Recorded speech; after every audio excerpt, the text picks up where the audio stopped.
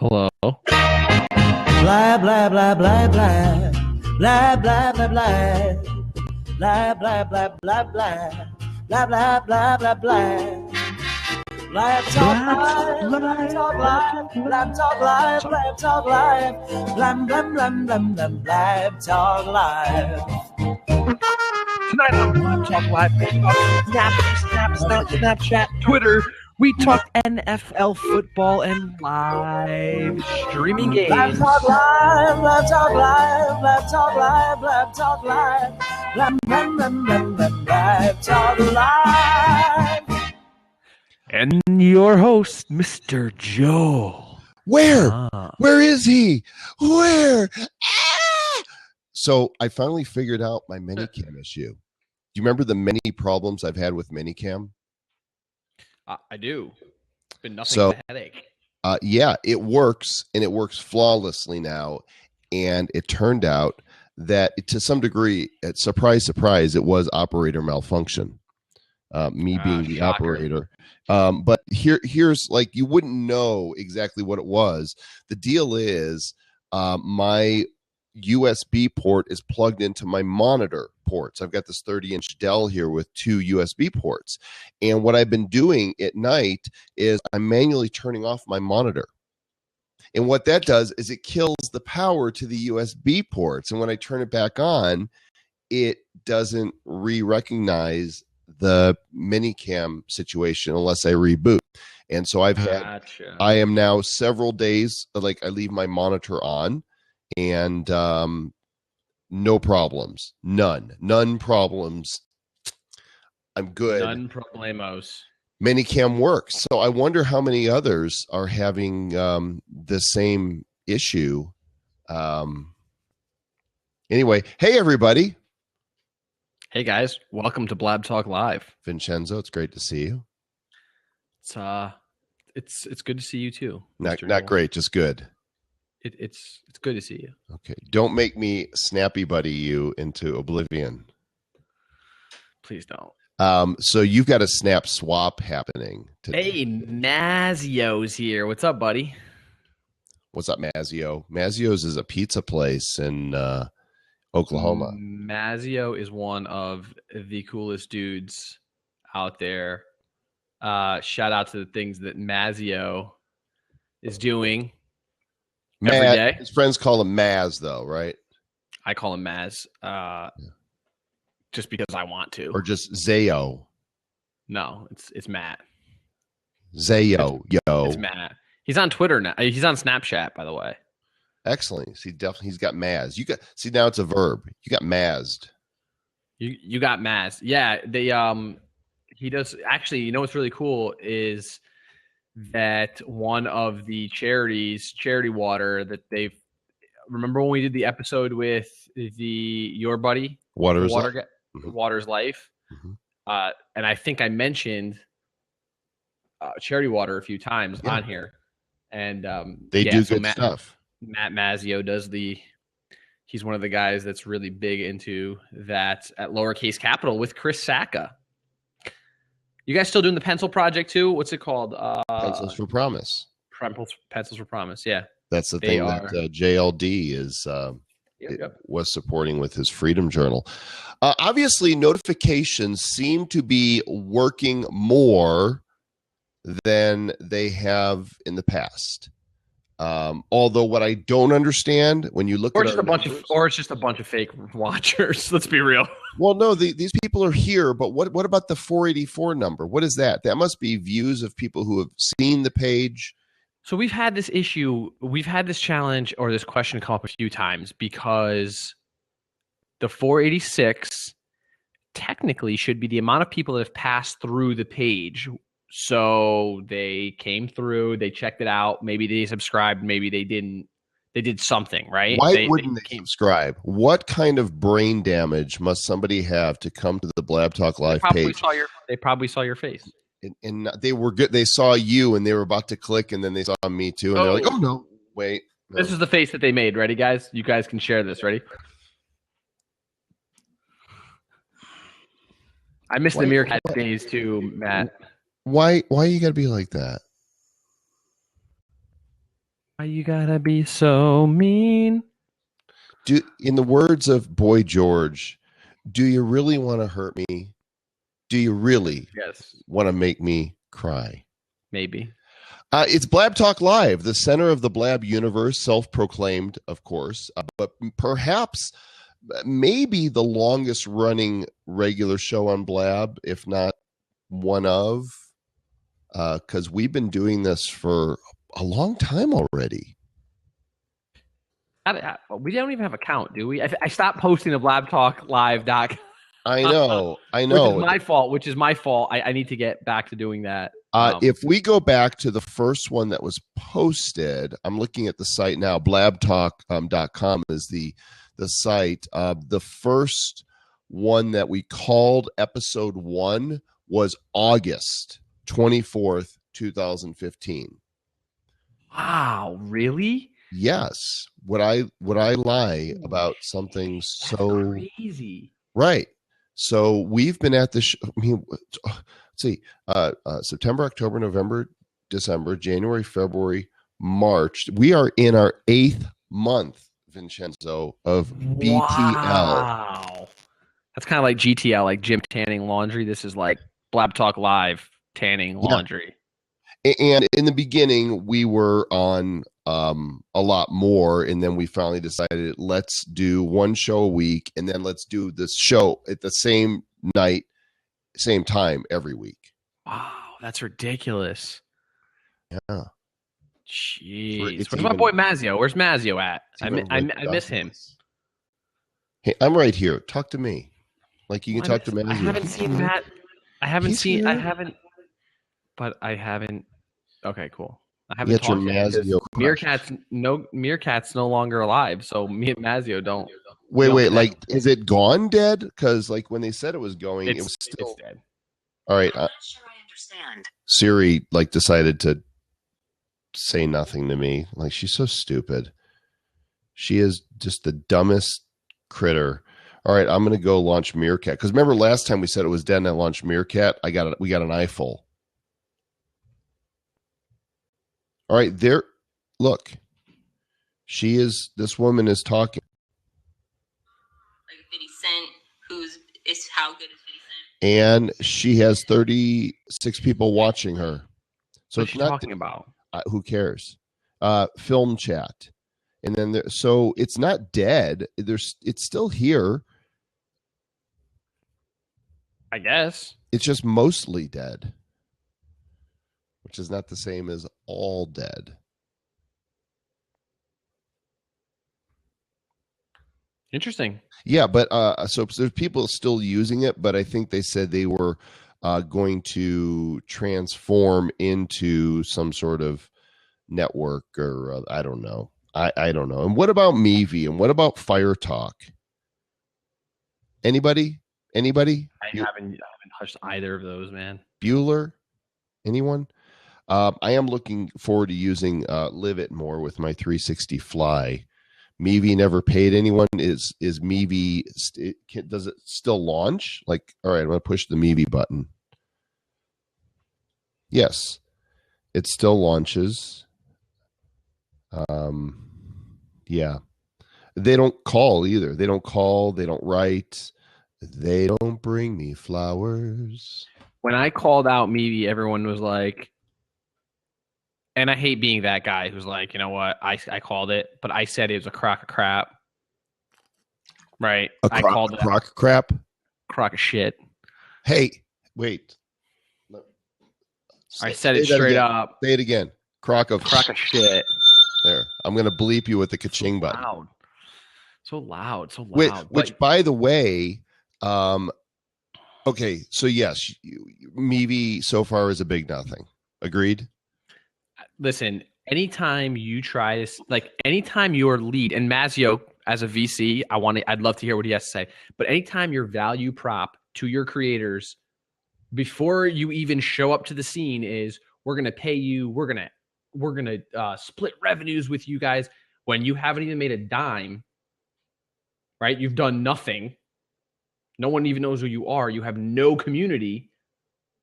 How is that? How can anyone buy into that? Well, but So it's my understanding that as an agency, though, they already had clients they're working with. They just needed to funnel some of the money towards the live streaming. But listen, so then you're taking from something else.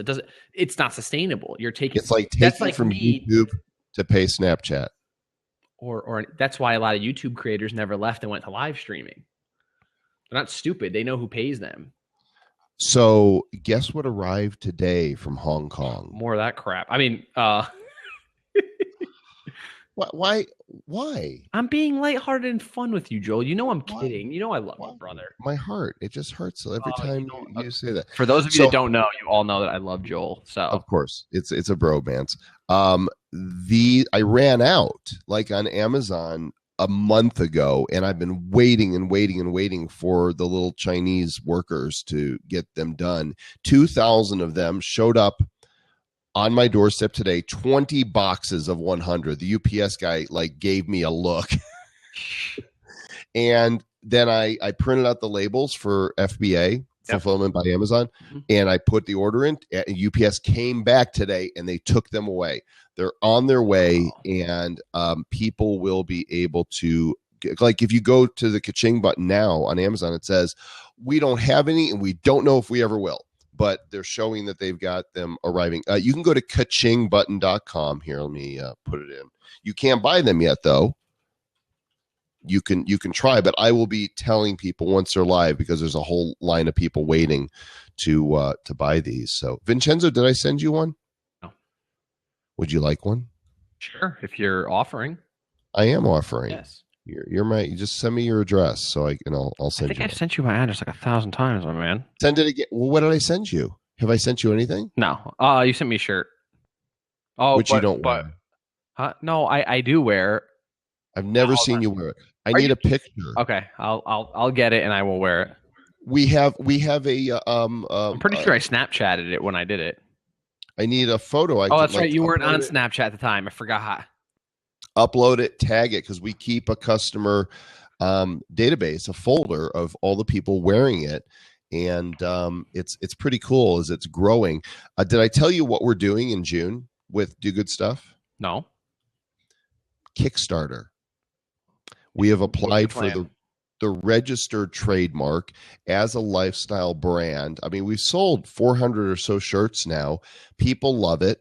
I'm not even trying to actively sell them right now, but the point is to do a Kickstarter that will offer not just the shirt, but like for $1, you get a sticker, right? Cool. To be part of Do Good Stuff.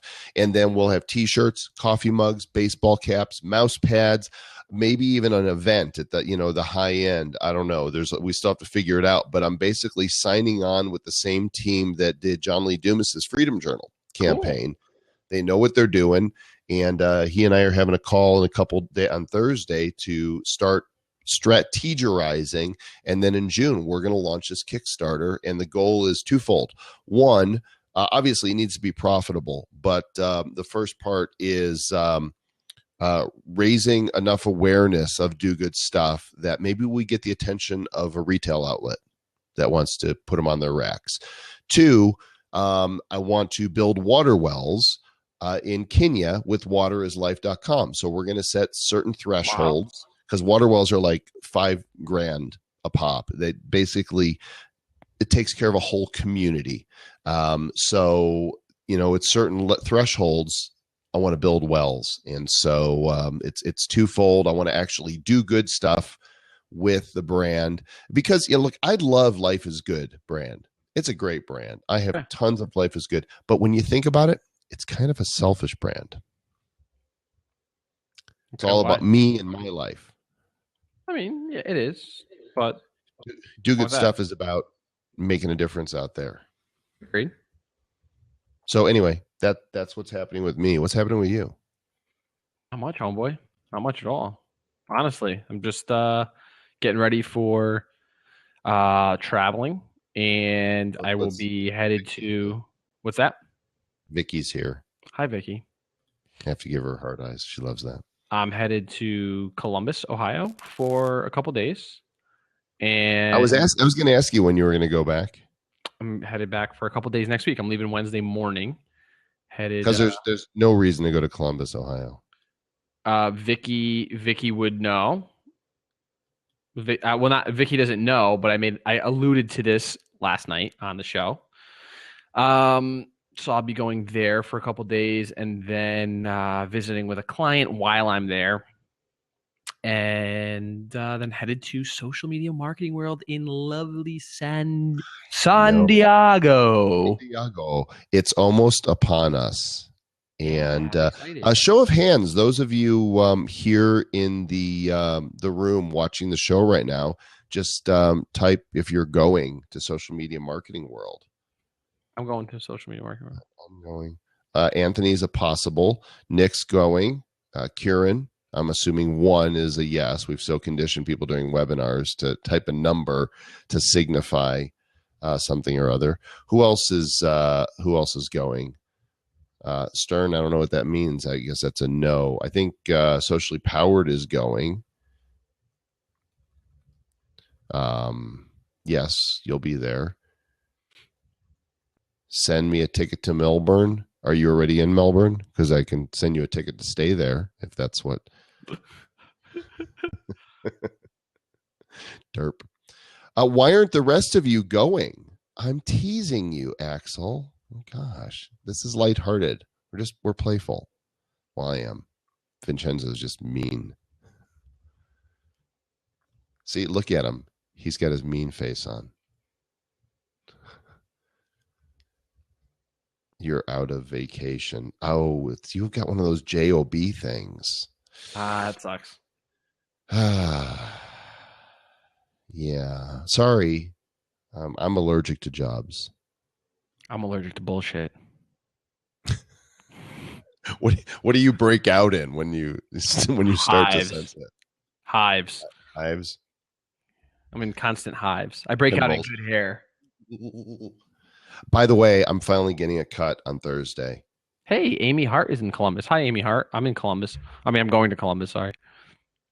You don't need to explain yourself to me, Matt, about why you're on, out of vacation. You don't owe me any explanations. Then you are not human. You are not human.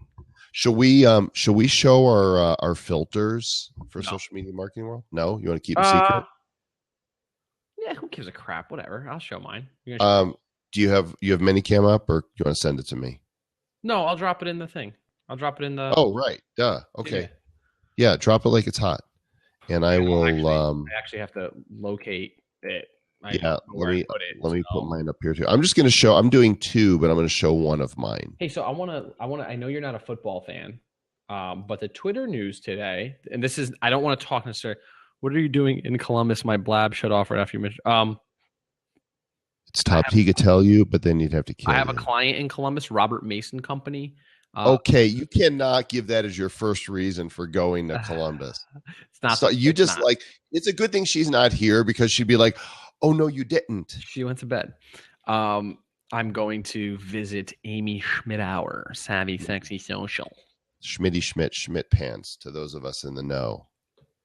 Yeah, I'm going to hang with her for a couple of days before we board a flight to San Diego.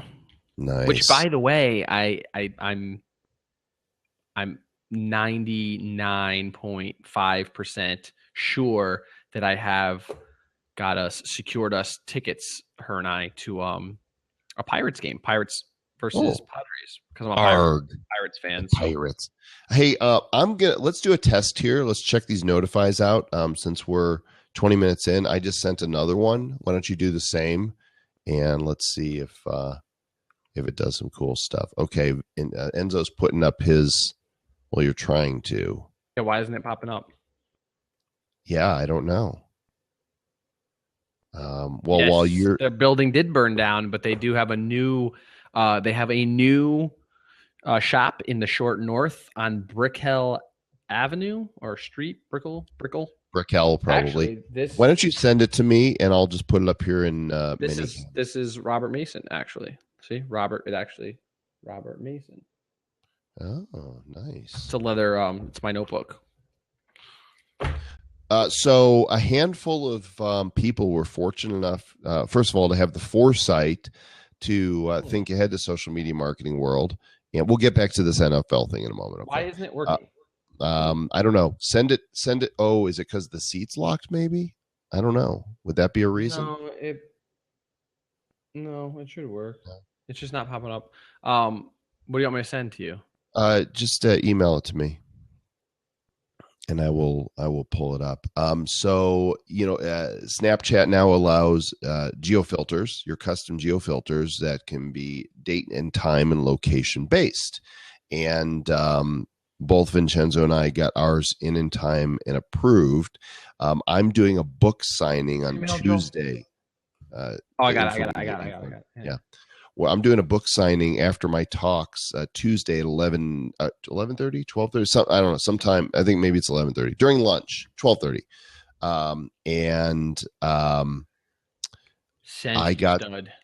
I got this now. Of course, realize that the black part is transparent. Okay, but that's it. So that filter, selfie with Joel Comm, will be over the snaps. So people coming by for a book signing or just stopping and seeing me at SMMW will be able to take a picture. I'll say, hey, there's a Snapchat filter for that. Pretty slick, huh? Okay. There's yours. Let me. Yeah. So I'm excited. So for social media marketing world, for those of you that are not going or maybe not interested, the opening party is on the USS Midway Museum. Why can't you make mine bigger? I'm just dropping it in here the same way. You can't see everything on there because it's transparent against. Yours isn't transparent though. What's this image you sent me is not a PNG. Oh, did I send you a JPEG? Yeah, you sent me the templated one so that he can show you what it looks like, but this is not the actual filter. But anyway, it's similar. It's the basic. It's transparent. Obviously, it's my face with my name and my session time and room. And so what happens is there is a party, a networking party on Sunday before. Now I speak on. My panel is on Monday. So what I wanted to do was give people the opportunity to see what room I was speaking, what time I'm speaking at, and what my panel is about. Live stream storytelling for brands, and I have Southwest, Experian, Atmel, and SAP on my panel. Amazing. It's going to be an awesome panel. So I added my info on the geo filter plus my little picture of my little cartoon photo of myself, and there you go. It looks good. Yeah, I'm excited. I mean, we're going to be on an aircraft carrier. Yeah, it's fun. This will be my third time. It's a great party. Thanks, Aaron. A huge boat and lots of great pictures. Lots of good food. It's not a boat, guys. It's an aircraft carrier. It's a ship. Well, it's now just like it's not carrying anything anymore. It's a museum. It's still the deck of a ship though. It is, and it's great because you get to go up on top deck. It's nighttime and the weather is always beautiful there, and there's some great pictures you can take up top. But everything takes place inside under the top deck, and there's a band, and there's buffet after buffet, and it's really cool. I'm excited. I'm definitely excited. My buddy just made a parody video of the Knicks. Interesting. I'll have to check that out. Okay, so let's social media marketing world is coming. You can still get a ticket if kind of like winter. If anybody wants to come, here is a link that you can check out. Although it doesn't look like it's a hot link. Oh, I know why. Hang on, because I'm an idiot. That's why. For anybody that ever had any doubt, is Joel Comm an idiot? Yes, he is. He's also 12 years old, for those that watched my Snapchat story today on the history of iFart. So social media marketing world is coming up. You can still get your ticket right there. And Vincenzo, we're talking a little bit about the deal that Twitter signed with the National Football League. Huge deal, I think. Come on in and blab. Thursday night football, right? Thursday Night Football. So Thursday Night Football games is something that the NFL added a few years back as an opportunity to obviously dominate the weekly lineup, because that's how the NFL does it. They want to dominate the weekly lineup. They own Sundays, they own Monday nights, and to an extent they own Thursdays. Well, their Thursday games are, and this is me talking, and I talked about this on my podcast today, they are not usually the best games. It's a tough spot. It's a tough spot to put an NFL team in to play on short rest, to go from Sunday to a Thursday. So what it seems like is the teams that they schedule on Thursday nights are usually not the best teams or games. But Twitter bought the rights. Now, there's a couple different aspects of this. Twitter bought the rights for $1 million per game. There's 10 games, which is nothing. Which is nothing. Which is nothing when you consider that Yahoo paid $17 million for one game last year, and CBS and NBC have bought the same 10 games for $45 million apiece. Verizon has also paid for those games. So the NFL is, first of all, the NFL is the smart ones here. They've sold the same 10 games 3 times.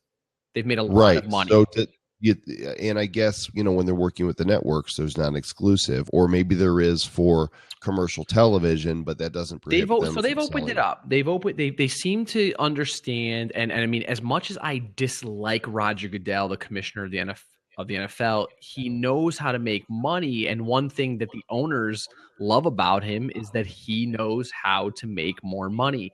And so he's successfully sold the rights to these Thursday night games, which, I mean, hell, you could not, unless it's the Steelers, you couldn't pay me to watch those games. Like, they're terrible. Aside from the opening night, which is usually like opening night, you usually have the Super Bowl winner against a rival or a somewhat decent game. Other than that, the rest of the season is crap. So NBC and CBS paying $45 million apiece for that is horrible. But Twitter buying it for $1 million apiece looks really attractive. I'd love to see what they do with it.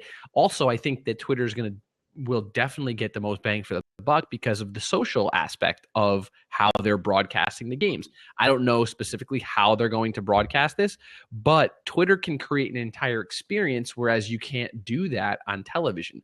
With Twitter, you're going to get behind the scenes access. The NFL earlier this year allowed periscoping in the locker rooms and behind the scenes. So we're going to see a lot more of that. I don't know if anyone follows the NFL on Snapchat, but there's a lot of stuff going on there. In fact, 2 of my favorite players have taken over the NFL account the past 2 days, which is really, really cool. And then on top of that, the NFL or Twitter is going to be able to create, what I think they're going to do is create moments in the moments feature that they created 6 months ago. This will be the first real test of what moments is intended to be. Can they turn it into a media channel? That's the play here. So the play is cord cutters are going to come to Twitter. They're going to sit down on their MacBook, whatever it is, pull up Twitter, hit moments, see NFL Thursday Night Football game, watch it for free. But now you're getting it free. What are you doing? You're talking about it. You're retweeting the stream. You are, engaging about the game. You're talking about the NFL, whatever it may be. It's a huge win for Twitter. Obviously, like I said, NFL is the biggest winner here because they sold it again. But it's a huge win for Twitter considering the price they paid for it. Had Twitter paid $45 million a piece for it, I would have said, hello. Yeah. What? But this is a good move. It's a no-brainer. It's a great test. It's a great move. And I know that, Joel's not really a football fan, but this goes beyond football, and this goes beyond. Yeah, no, I'm interested. I want to see. I will look to see how they're going to make this work. And of course, we're still a long way off from the season and the first game. But do we know when the first Thursday night game will be? Yeah, it's September. September. I mean, so it's Right now, exactly what the NFL schedule months. is for. It's a ways down the road. Okay, we interrupt this broadcast for this commercial announcement.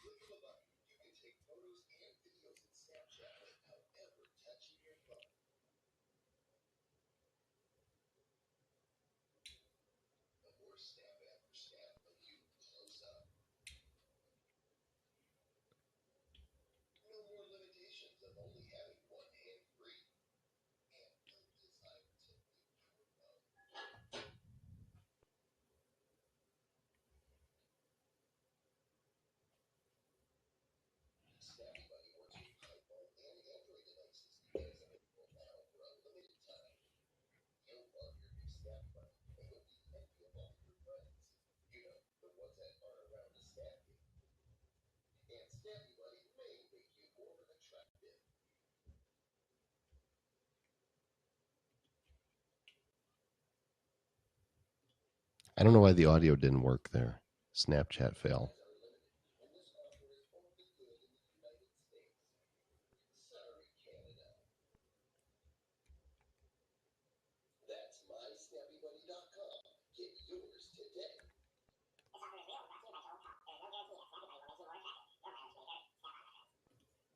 I've wanted to try that, like with an actual clip. So I want to show. There's people that were asking about Robert Mason and asking about the store itself in Columbus. So here's a little something that I created with. Now this is a case study, right, for Snapchat. This is not a Snapchat. This is simply a quick little video of the store itself. Okay. In Columbus. Just trying to show people the store itself. How do I lower the volume? Try clicking and you can control. Everybody can control the volume in YouTube. Oh, okay. It's there in the window. So this is the Circulator, which is a free bus that goes takes you into the downtown area that Amy was integral part of making happen in the city. She's very involved in the downtown area. And there she is, the star of the show. Yes, there's Amy. Schmidt pants. Yep. So this is the store. It's a really cool store, I have to say. For those of you, you can check them out too. RobertMasonCompany.com. I'm not doing this because they're my client. I'm just excited to show something off. Really, really cool Especially store. Since the quality is about 10 times better than my Snappy Buddy commercial. Yeah, I shot that all with this camera actually. No, it looks nice. Yeah, this is my G7X. What did you do the effects in? It's actually I edited the whole thing in Final Cut Pro. Okay. But it's a cool, like they're very, I mean, the store is super high quality. Like this thing right here. Well, I'll show you guys when it's done. Here's my question. How do you think you're going to like living in Columbus? It's a great city, actually. Yeah. I mean, you're intrigued, right? Definitely. This right it does here look like high quality stuff. Good job with the video. This is a $60 notebook case. It's basically. Like a leather bound journal. Leather, yeah. And actually, so Robert himself, Robert Grimmett, the owner of Robert Mason, he was explaining to me that as the more you handle this and write and use it, the more the leather will take the wheels from your hands. It moves. Smell it.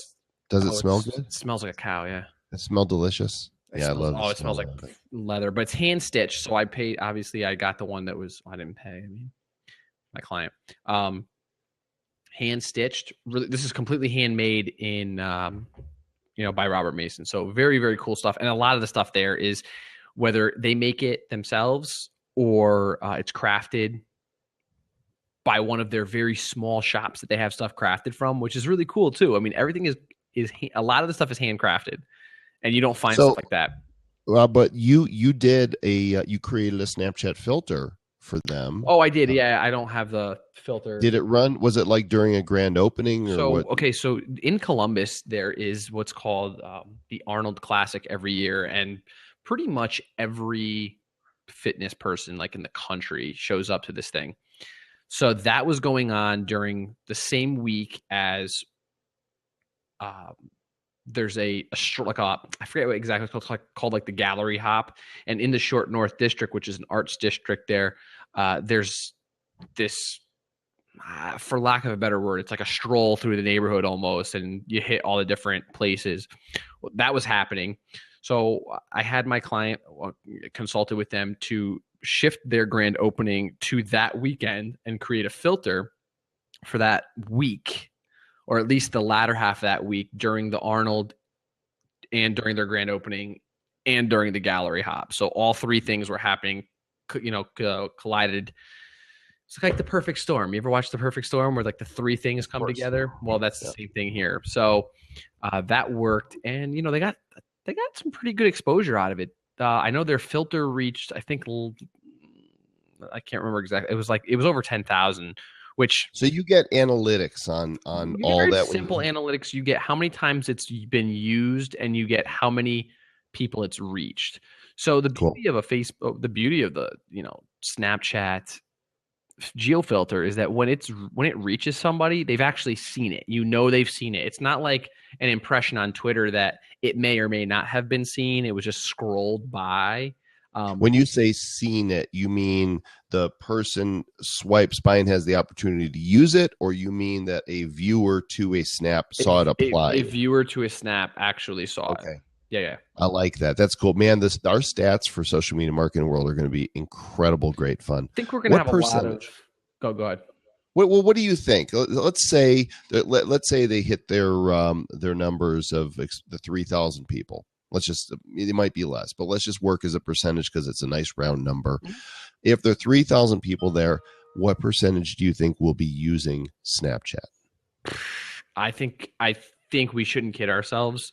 And I believe 25? That there will be, I think 35 to 40% of the people will know about it, mm-hmm. and maybe may have an account. I think 15 to 20%. You think only 35 to 40% of people will have accounts? Have account. Okay. Yeah. But don't you think a lot of people will it'll be their discovery conference. They'll sign up because everybody's going to be talking about it. They're like, oh, okay, I got to download this. Right. But okay, as it sits. So you're saying opening day when everyone sits down? Sure. Their opening day when Mike kicks off the keynote. I'd still say maybe 50 to 60% of those people will have an account. Not active, just have an account. I think actually active snappers, not just viewers. Because listen, viewers, it's very difficult to consider a viewer an active, a user of the platform. It's also very difficult to kind of judge that. I'd say that active creators, you're probably looking at 10 to 15% of those people there. So, but the consumers is what we're interested in. Consumers, you might, let's bump that number up to 25 to 30. Kick it up a notch. Bam. But I don't think there is a ton. I still think we're on the brink of that early adopter / or the pioneer to early adopter phase. We're a little above, we're beyond that. I think we're on the Snapchat. Yeah. Maybe. I think the reason that I hesitate just a little bit there is because the people who were using it were not at all our demographic. And most of the ones that were using it before were using it just for instant, messaging back and forth. Now that there's stories, it's a whole new app. True, but again, a whole new app. It's been used for a long time, Joel. I mean, I know you just jumped on 5 months ago, but it's new because it's new to me.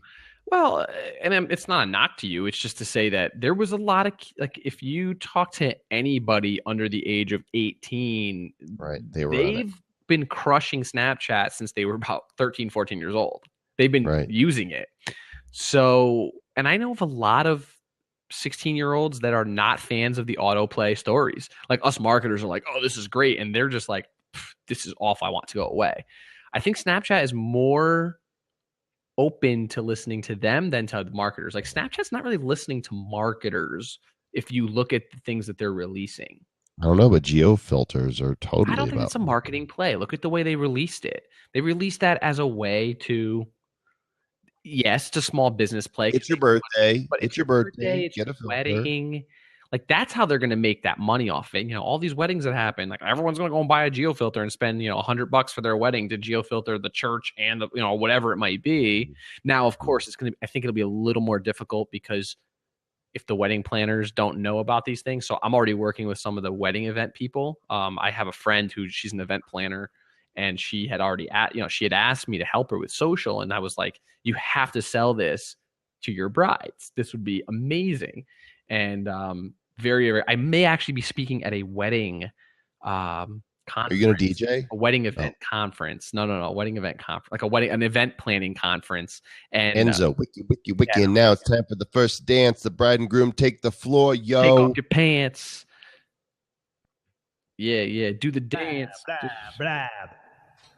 It's going to be interesting, for sure. Hey, what say we invite some of our friends to come on in and converse with us? Sure.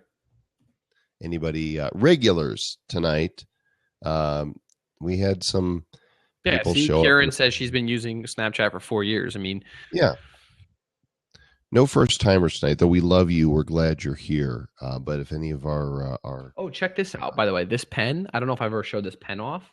What does it do? It's a wooden pen. It's made from this is made from North Carolina. I forget exactly the type of wood. Yarby, my good friend Jason Yarbrough, made this pen for me. Half of your benzo out of wood, and the ink I bought at Robert Mason. I also got ink for my fountain pen, for my LeMay fountain pen at Robert Mason. It's a special limited edition color, orange, and orange is my favorite color. So, just thought that was interesting too. Are you a spring baby? I'm a fall baby. Oh, orange, of course. Duh. I'm an October baby, to be more precise. Nick, you're regular enough. You can come in. Hi, Aaron. Hi. What's shaking? Not much. How are you guys? I saw your Snapchat story, and apparently you have a hot tub, and the top blew off of it. It totally did. Wait, your top blew off? What? Yeah. That's Wait, and you were the hot tub. Huh? You were the hot tub. Keep it PG-13. I just asked the question. Wait. Well, what's the question? I wanted to know if the hot tub. I have a hot tub. Yeah, but Never mind. said your Forget top blew off. No, now we got to finish it. Like, let's just get there and then we can move on. I said your It was top really blew windy off. today. I said you or the hot tub. The hot tub. Okay, there we go. Simple question, simple answer. Good. Yeah, the hot tub. We got. Thanks, Aaron. Yes. So, what's up, Nick? Hey, Joel. Hey, Vincenzo. How are you guys? What's going on, Nick? How are you, buddy? Hey, Nick. Doing well. How are you guys? So I don't want to take up your time. Aaron, you were here first. Go ahead, Aaron, and then I'll tell my quick story. No, she's the window dressing. She's to make us look good. Okay. Pretty much. So, after Periscope Summit, Joel, which I did on my own dime, and we got this cool picture, which I hope, this is, by the way, a little precursor. This is how I got the company to pay to go to social media marketing world. Got this picture of, can you see? Oh, Mitch. Got me. Mitch Jackson, Mitch, Sarah Moore. And Jen Haverstad.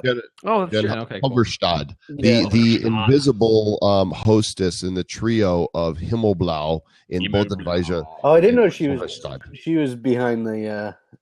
She's not. She should be though, because she's a Haverstad. Yeah, I agree. Yeah, anyway, took that. I posted that to my work account to show them, all these great people that I meet, and then I showed the CEO. And you showed Joel Com, who Joel Com was, and he's like, all of a sudden you could see like the the mind just went. Wait, from are you social saying media I got you into social media marketing world? I'm saying you had a big part in it, Joel. I'm saying you had a big part of it. So I'm Way to go, surprised you didn't Joel. look and go, okay, these guys here look okay, but that guy in the end, is he going to be there too? yeah. Well, when I showed him your website and the things you had accomplished, he's like, "Oh, okay, now I'm getting the value of this social media." Because he has eye fart, right? So he was, That's right. That was the That was selling the first point. thing you showed him, right? That's right. That is what I showed him. that's great. I'm glad you're going. Yeah. We're all we're this whole foursome. We're all going to be there. Yeah, I'm looking forward to it. I enjoy that. And we're going to get some killer pictures. I've ordered a new sign. Actually, I learned about it from Aaron. Where's your signs? Mine. Okay, go. They're really small back there. Can I you go know. get them and let's show them off? So she found a place on Etsy to get these signs. They're smaller because her sign that she had last Oh wait, year. I'll show you. It's Okay, so I have big. These little, they're little. That yeah, you can't travel with the one she had, Okay. and even that sign is too big. So I've ordered Here's a my black sign. one. Look at that. Oh, there you go. It's as big as you are, tall. Well, not quite. It goes up to my Almost. belly button, Okay. and I don't have shoes on. It's a cool sign, though. Yeah. So if anybody else wants one, what was the link to the store? You might still be able to get Comment the One of comment them. sign. The comment Enzo, sign. Etsy. Just go. .com. Look, go. Yeah. Commentsign.etsy.com. Or just go find her on Bye Vincenzo. Sorry we offended you with her signs. It's a sign of things to come. It was yeah, Comment Sign. You can find her on Facebook or on Etsy. Sign, everywhere a signs. sign. Do this, Right. don't do that. Can't you see the signs? Oh, Vincenzo's cam twisting. Everybody cam twist. How do I wait, Joel? How do I use this thing? I don't think I have cam twist. Well, wait. How did you get on before? I don't know. Just do my regular thing. Well, you need to kill. I mean, somehow you told it to use it. So now we'll get to watch as you wrestle with your webcam. Okay. I'm glad that you're Or not. coming, Nick. It's gonna be a lot of fun. Is this your first one? My first social media marketing world. Yeah. Fantastic. Yeah, I'm excited for it. In fact, Aaron just wrote a piece on how to take advantage of. I'll post it. Where might we find that piece? I'll post the link. Hold on one sec. Excellent. I was actually, my computer was messing up and I thought I was going to have to shut down and restart. But I didn't have to. Yeah. I'll post the link. This is Matt's Excellent. first time on the internet. Welcome, Matt. We're glad that you could join us the first time for the On the umpteenth internet? And you time. found Blab? That's pretty impressive. Yeah. So somebody, I got nothing to say now. I don't have much right now. I did love the commercial you made, Joel, because I watched it actually during the making on Snapchat for the Snappy Buddies. And Thanks. That was a good By the one. way- By the way, did you notice how the video did not come out yes, properly? I now have an app that if anybody who wants to repurpose their Snapchat videos, I dropped $1.99 for Videorama. I don't know if it's available for Android, but actually I have the. Let me share this. This is the app right there, Videorama. It looks like it's just iOS, and it takes your Snapchat videos and works. It plays nice with them. And you can do, edit text. You can do effects on it, which I have not yet done. You can add music. You can put overlays on it. So I'm looking forward to playing with it a little more to figure out what I can do with it. But is it like You a? have Is it Matt like? test? no, Matt, we're not talking about uploading videos to Snapchat. I'm talking about downloading your Snapchat video, saving your story. Those videos, they're horrible. They're horrible. They're notoriously saved in some sort of compression that no video program does not work with it. Snapchat approves you downloading your videos. Yeah, they don't. Matt, shut up.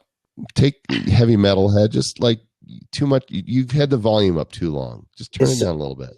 So is this Videorama kind of like a catch only for Snapchat? It's an editor. It's a video editor. So it's an app on your phone. So once you've saved your story, you can import it into Videorama, and then you can export it. They come out nice and clean. And it's a way for you to repurpose your snaps. Yeah. Okay. Yeah, because usually once every couple weeks, once a week, or up to 10 days to 2 weeks, I will take one of my stories, I'll edit up, just a key part of it, and I'll put it on Facebook to show people this is what you're missing if you're not following me on Snapchat. You lazy bum. And hopefully that encourages some people to do that. And Joel, were any cell phones injured in the filming of that commercial? Well, what do you think? Do you think I really nuked a phone? It looked really good, and that's why I didn't think you would do it in your home. But I thought, boy, that looks pretty good. I mean, I'll play for the laughs, but I'm not going to roast a cell phone for a Snapchat video. Right, but that's actually a good series right there. What would you do for a Snapchat video? Right. I'm sure what's worth it. I'm sure you'll play with that. I don't think roasting a phone would be in my. Well, I didn't think he did it in his, but it was very smooth. So I was like, I wonder how he did that, because it was real smooth. Yeah, Vincenzo, what's happening here? Joel, how do I get CamTwist to work? Okay, so that I can't help you with because I'm not using CamTwist. I'm on Minicam. So instead of getting it to work, why don't you just kill it and just use your webcam in its natural habitat? I'm going to let somebody else pop in. I got a few things I got to get done, guys. Thank you. Good to see you, Nick. We'll see you in San Diego. Bye, Aaron. Bye. See you in San Diego. All right. Bye-bye. And I'm biting my microphone right now, people. It's okay because the heavy metal head is in the house. What's up, Matt? Hey, Matt. That's cool, dude. I just came in to show you guys that I have another area of my house that's not marketing optimized. So I have a kitchen. See, look. Oh. You have a kitchen? You have a kitchen? Whoa, dude. That's heavy metal. Closet. I know, dude. So I have. This is my control desk of where I do all my editing and stuff, and then on the other side is the studio. See, I'll show you the cool studio.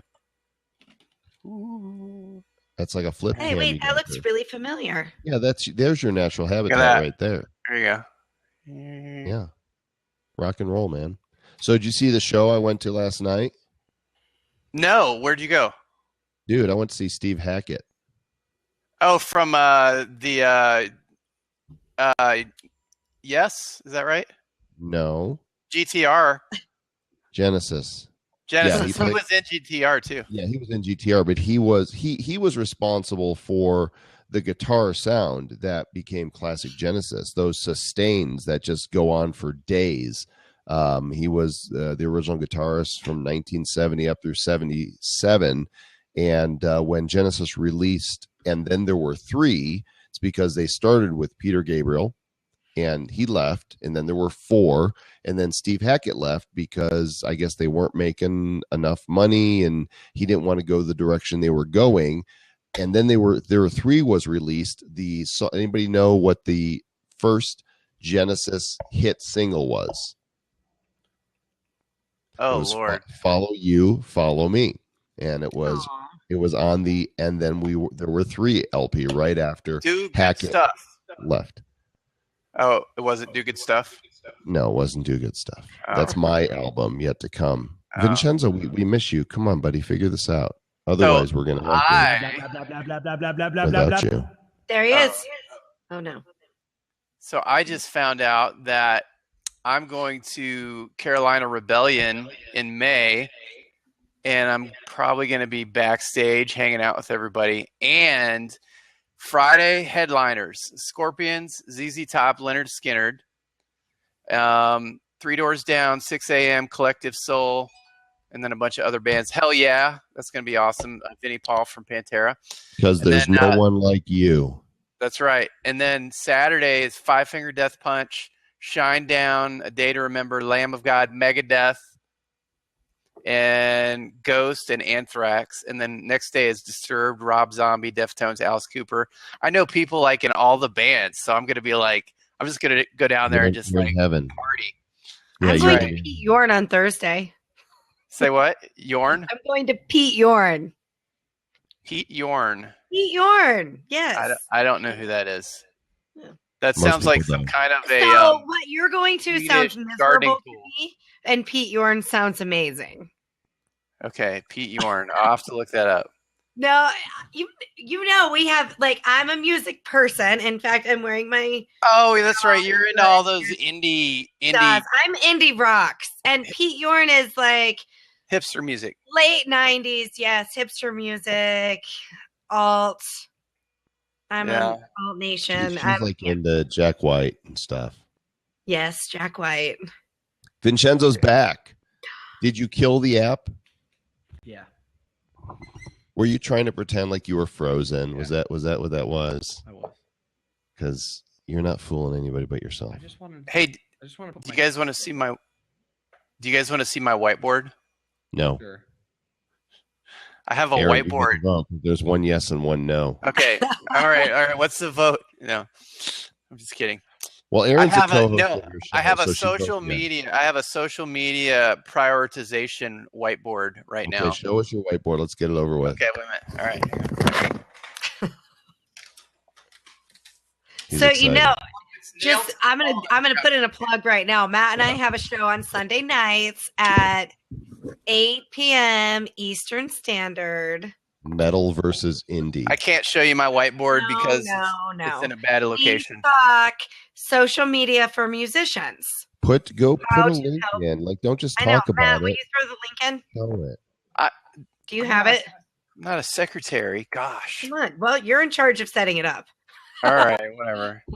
So you Okay, kind of and are, we're gonna be talking about Periscope this week. because that never and- happens. Right. Well, Periscope for musicians. That does never. Well, I guess not. Exactly. That does never happen. And That does you know not what never, what I ever really not want to ever do happen. is I'm trying to optimize all the live streaming stuff where you can get good quality stereo sound into your live streams. So I'm working with a company and they're giving me a bunch of toys to like plug into your phone. And I like toys. yeah, we're gonna do some cool stuff there. But let me just put this up there. That's the actual show. But I have the link to the. I'll put the link to the Blab in here somewhere as soon as I find it. Okay, cool. So, All right, Matt. Thanks, buddy. Good to see you. all right. So We'll, Joel's booting me out of the room. It really well, hurts no, my. look, no hands. I'm not booting. No way. See, Okay. All right. All right. See you guys. self-termination take place. So look, see, I didn't do that. Vincenzo, you're a country music guy, right? Yes, sir. You are? Yeah, he is. Don't you ever I see would his not have snaps? expected that. Joel, what size T-shirt are you? Depends on what I had for dinner. Joel, what size T-shirt are you? Large to extra. Usually large. What are we getting? You're getting a Dot Live T-shirt. A dot live? Oh, you know, Yeah. they gave me that domain. I've got Joel.live and we haven't gotten used. I haven't I have Vincenzo.live. He just asked me to ask you for your shirt size. So yeah, I'll is it going to be a custom Joel.live shirt? Probably not. It's probably gonna say .live. Can I tell them I want mine to say Joel.live. Then I'll wear it. So we actually I haven't Or JoelCom.live? No, I own Joel.live. Oh, okay. If you go there, did you'll not see know there's actually I wonder. I mean, there's not much to see yet, but there is a right. WordPress theme. Why doesn't it work?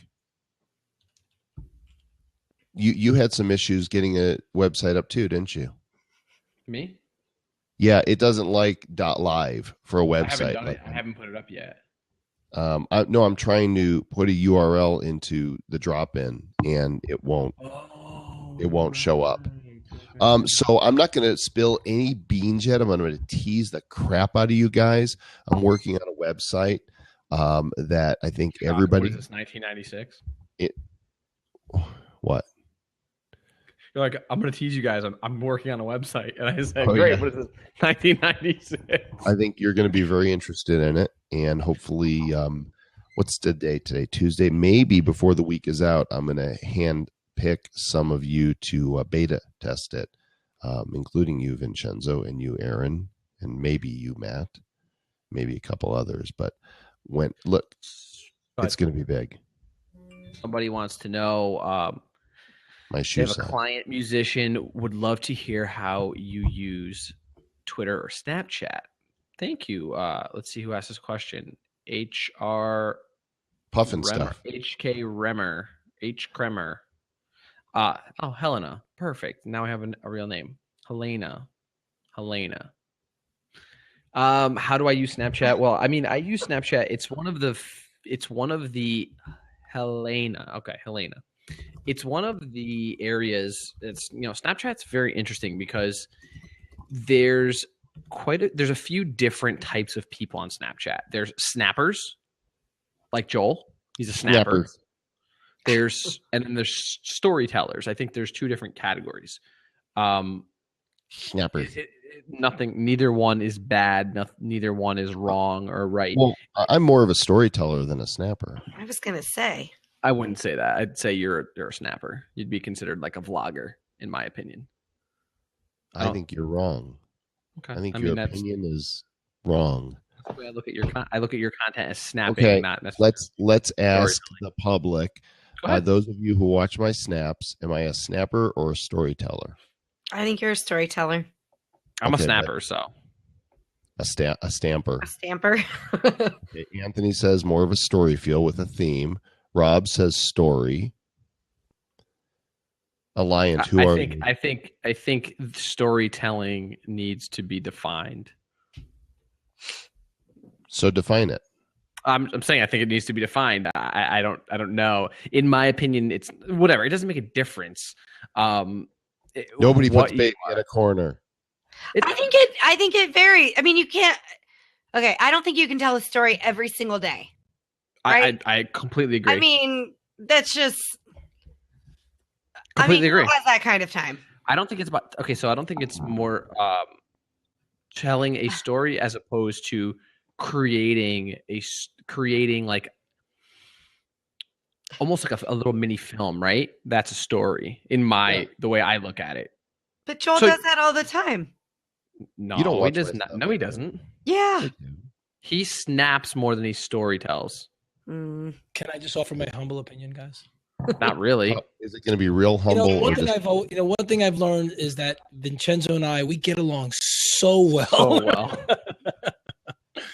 We're going to have our dinner soon, my friend. I promise you. I know. What the hell? Well, it's Go happen ahead. soon. So, in my humble opinion, when I look at Joel's snaps, it's got a story to me has a beginning, a middle, and an end. Like if I want to go, if I pick on Joel's snap, and the first thing he says, okay, here, I'm going to go on a walk for 3 places. I can go here, here, and here. Then he takes you on the adventure.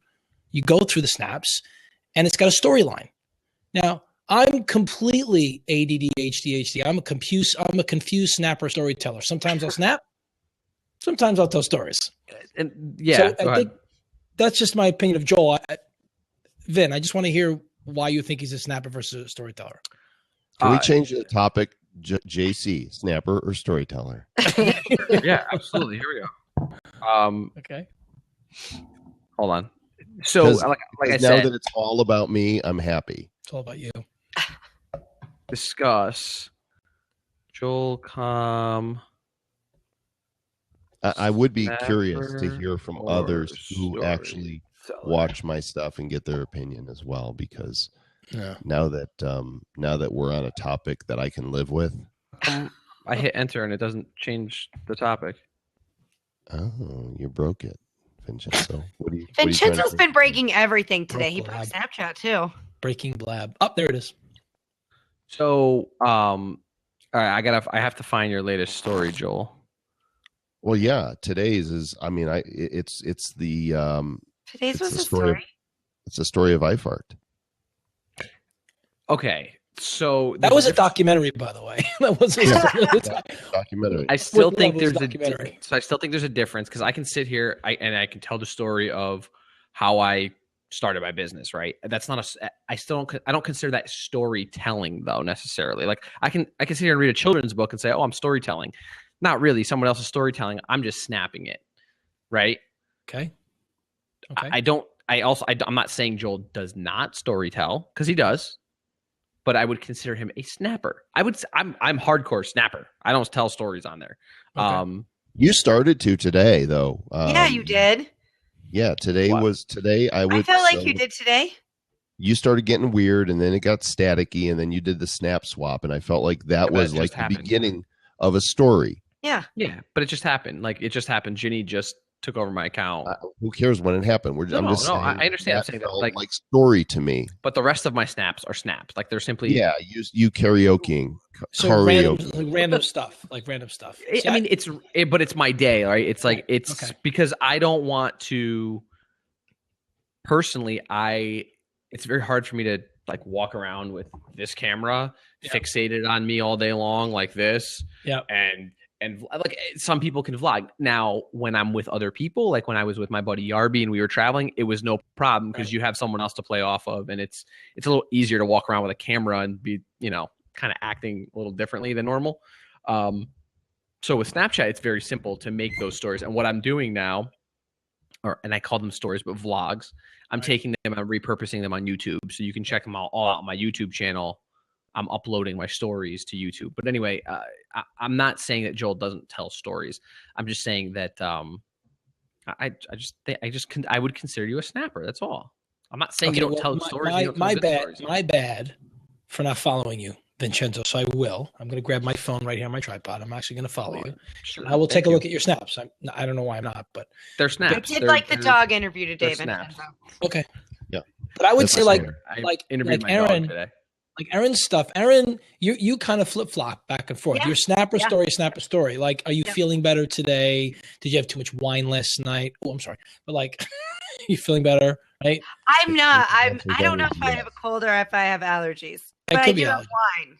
Yeah, wine's always good. Wine's fine. You have colder G's. Colder G's. I like that. Maybe. I don't know. I've been blowing my nose like crazy today. But I feel better. I just have a runny nose. See, like what I did today, Aaron. I mean, I know Joel. I don't know. I guess you follow me on Snap. Like my day was all about getting on the train, then a quick update on what you're afraid of speaking, and then my second day at Bloomberg, then my interview with Bloomberg, and then what I missed. I just got like so like here, like then what you say. It's what you're doing throughout your day. I had no storyline there. But when I think of stories, when I think of like a true storyteller, Joel, I just look at your stuff. I mean, your stuff is there. That's fine. I would. That's fine. I'm not gonna. I don't want to sit here. I don't want to sit here and that wasn't the purpose of what I was. Can we fight about it though? I'd really like to. Not really. I think it's kind of worthless. But go ahead if you want to. I want to do this. Blah blah blah blah blah. Let's bobblehead. Blah blah blah blah. Blah blah blah blah blah. Blah blah blah blah blah. BlabTalk live, BlabTalk live, BlabTalk live, BlabTalk live. Vincenzo is not amused. So what was your point? I don't even know anymore. Well, you were answering a question. Yeah, so we should answer that question. Helena was asking a specific question, and you started heading down the road of snapper and storyteller, and then you said I was a snapper, and that derailed the whole thing. So we're going to rewind. Yes, Helena, your client should be telling a story every song. Songs are stories, correct? Like a song is a story. When a musician writes a song or plays a song, there's usually a story behind the music, and I think that Snapchat is an amazing way to tell those stories in a succinct manner for others to not only be captivated by, but then that can also be repurposed later on down the road. There's something about the way you can tell a story or you can snap through a vlog. Now listen, we can argue that a vlog is a story as well. So we'll just use the word story for everything here. there's a way that Snapchat allows you to tell a story that is a little more captivating than just creating a 5-minute YouTube video. Now, of course, YouTubers will argue with me and be like, absolutely not, blah, blah, blah. That's my humble opinion. I think that it's almost like, it's not stop motion. What do they call it, Joel? Where you like Amy, the way Amy shoots her video? Jump cuts. Jump cuts, yeah. If you watch someone like my friend Amy Schmidauer, Savvy Sexy Social, she does jump cuts in her videos. That's how she shoots her videos. Well, in Snapchat, you kind of have this natural jump cut, right? You have this natural way to jump cut your video. And the jump cutting allows for this sense of speed or this sense of movement. So you create this movement right within Snapchat just because of the way it's laid out, period. I'm full. I need to go have a movement myself. I just said that out loud. Obviously, I don't. It's late in the day. It's late in the day. The filter. Late in the day. It's 12 o'clock over here. The filter clearly needs replaced. And so I'm sorry. Matt says he's going to write a song on Snapchat. I started a feature randomly on Snapchat this past week called 10 Fast Snaps. And basically it's, taking 10 seconds to tell a whole story of a situation, a place, an event, whatever. And they're all 1 second snaps. And the feedback, like I asked people, do you like these? I got more replies from people saying, yes, I love them. 2 people, one of them, and neither one of them could keep up because they were too fast. But for the most part, people loved it. So I went to Fiverr today. I'm having a jingle written for 10 Fast Snaps. That will be the intro jingle to it to make it a segment. I saw it, Matt, never mind. I'll just hang my head here and. Joel, let me ask you a question. When you do a snap, I'm sorry, Vin. Okay. Just a quick question. So when you do a story, when you snap your stories, I know I'm stepping in the wrong spot here today. When you do a story, when you're halfway through, do you ever say, screw it, I don't like it? Or do you feel the need to like finish like the train of thought? I am such a good storyteller that I will see it through. No, honestly, I think that what happens in Vincenzo, and Aaron, you're doing it too. You could probably commiserate with this. Is you find yourself knee deep in the story, and I find snapping my stories very much like an author, writing a book or a musician writing a song. Is you kind of go where it takes you, and you allow the inspiration to fill you in that moment, and you just sometimes you'll do a 90-degree turn, but usually, I mean, how hard is it, right, to just kind of go, oh, I think I'll do this now, and maybe it ends up falling a little flatter than it was in your imagination when you first started. Maybe there wasn't the sweeping orchestra and the cast of 100 people singing along with you as you walk down the street. We all have these visions of cinematography and what we're going to do. And then we realize all I have is this thing right here in my own arms to hold it, and maybe a snappy buddy, that's snappy. Right. There you go. So, yeah, Matt, I remember Choose Your Own Adventure. That's what Anthony was talking about the other day. Yeah. I said, where should I go for my walk? This way, that way, or that way? And then I let people vote, and I tabulated it, and they said, go downtown. And so I went downtown. So I think, Anthony, that once you start the story, echoey. Yeah, we're fine. Mm-hmm. We're good. No, I hear echo. No, I'm echoey. We're not good. Okay. I think once you start a story, it's really hard to like exit stage right. Yeah. I agree. You have to, you have to finish it. You can't start it and then just leave everybody hanging. What do you think, Enzo? And I know that I've had issues where I'm like, oh my God, I started this. Now I have to finish it. And it's like, I have plans that night or whatever I'm doing. And I'm like, crap, I gotta go. I have to finish the story. And so, but here's how you do it. Like if you're stuck in the middle of it, just go. Your next snap is, and they all died. The end. Wait, Enzo, we lost you again, dude. Way to go! He was trying the cam twist again. everybody, Cam Twist. I want to hear his thoughts on this as well. So the reason why I asked the question, because I do have a method to my madness. In case you guys haven't seen my snap, I attended a Bloomberg finance conference where I actually was interviewed on Bloomberg TV, which was cool. Nice. Getting the video next week. Pretty excited about it. Congratulations. Awesome. Thank you. Thank you. I had a chance to meet with Luke Chiquette, who is the Academy Award winning documentary guy for oh gosh, I just totally lost it. March of the Penguins. It was this thing about. I saw that. Had a chance to meet with him. Really hard to understand his because he's very heavy French accent. I asked him about Snapchat, and he goes, is this Snapchat you speak? He goes. That's good. It's new stuff. It's good. I said, you told a great story about March of the Penguins, and he has a new film coming out. Anyway, to get to the point without rambling on here, I asked him. I said, how do you get your inspiration for telling the story? And I asked you, Joel. I says, what happens if you get halfway through your story and you get stuck?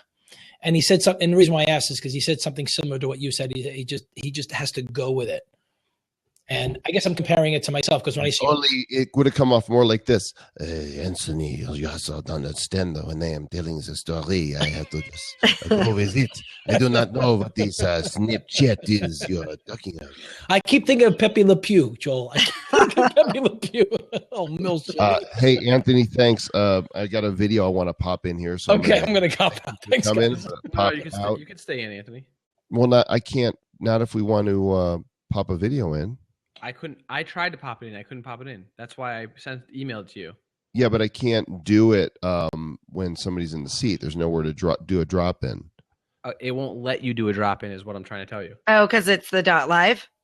No, it's a .com. It's a .com. Wait, there it is. I put the www in it. Oh, okay. For whatever reason, it needed that. So what is this we're looking at here? No, this isn't. Yeah, this is not what I wanted. This is not what you wanted? This is what you sent me, but I put a www in it. And I sent you a link with... Let me try it again. Hold on. Wait, see, that's the link. No, I know. It's not pulling up the right... It's not pulling up the video. Is it a live video? Yeah, so it's because they haven't coded the site in. They specifically... Jason's right here. DM him the link and he will figure it out and put in whatever little magic pixie dust needs to go in there. But he coded it so Vimeo and YouTube specifically work. Yeah, this is Vervid, Jason. So Vervid. Oh, by the way, the Yukon Huskies are women's national champions again. For the record. Okay. Good to know. That is good to know. I was kind of hoping for that. I mean, it's kind of a big deal. Is it? It's huge for anyone who. So I'm sorry that you didn't have Nova in your like the main bracket.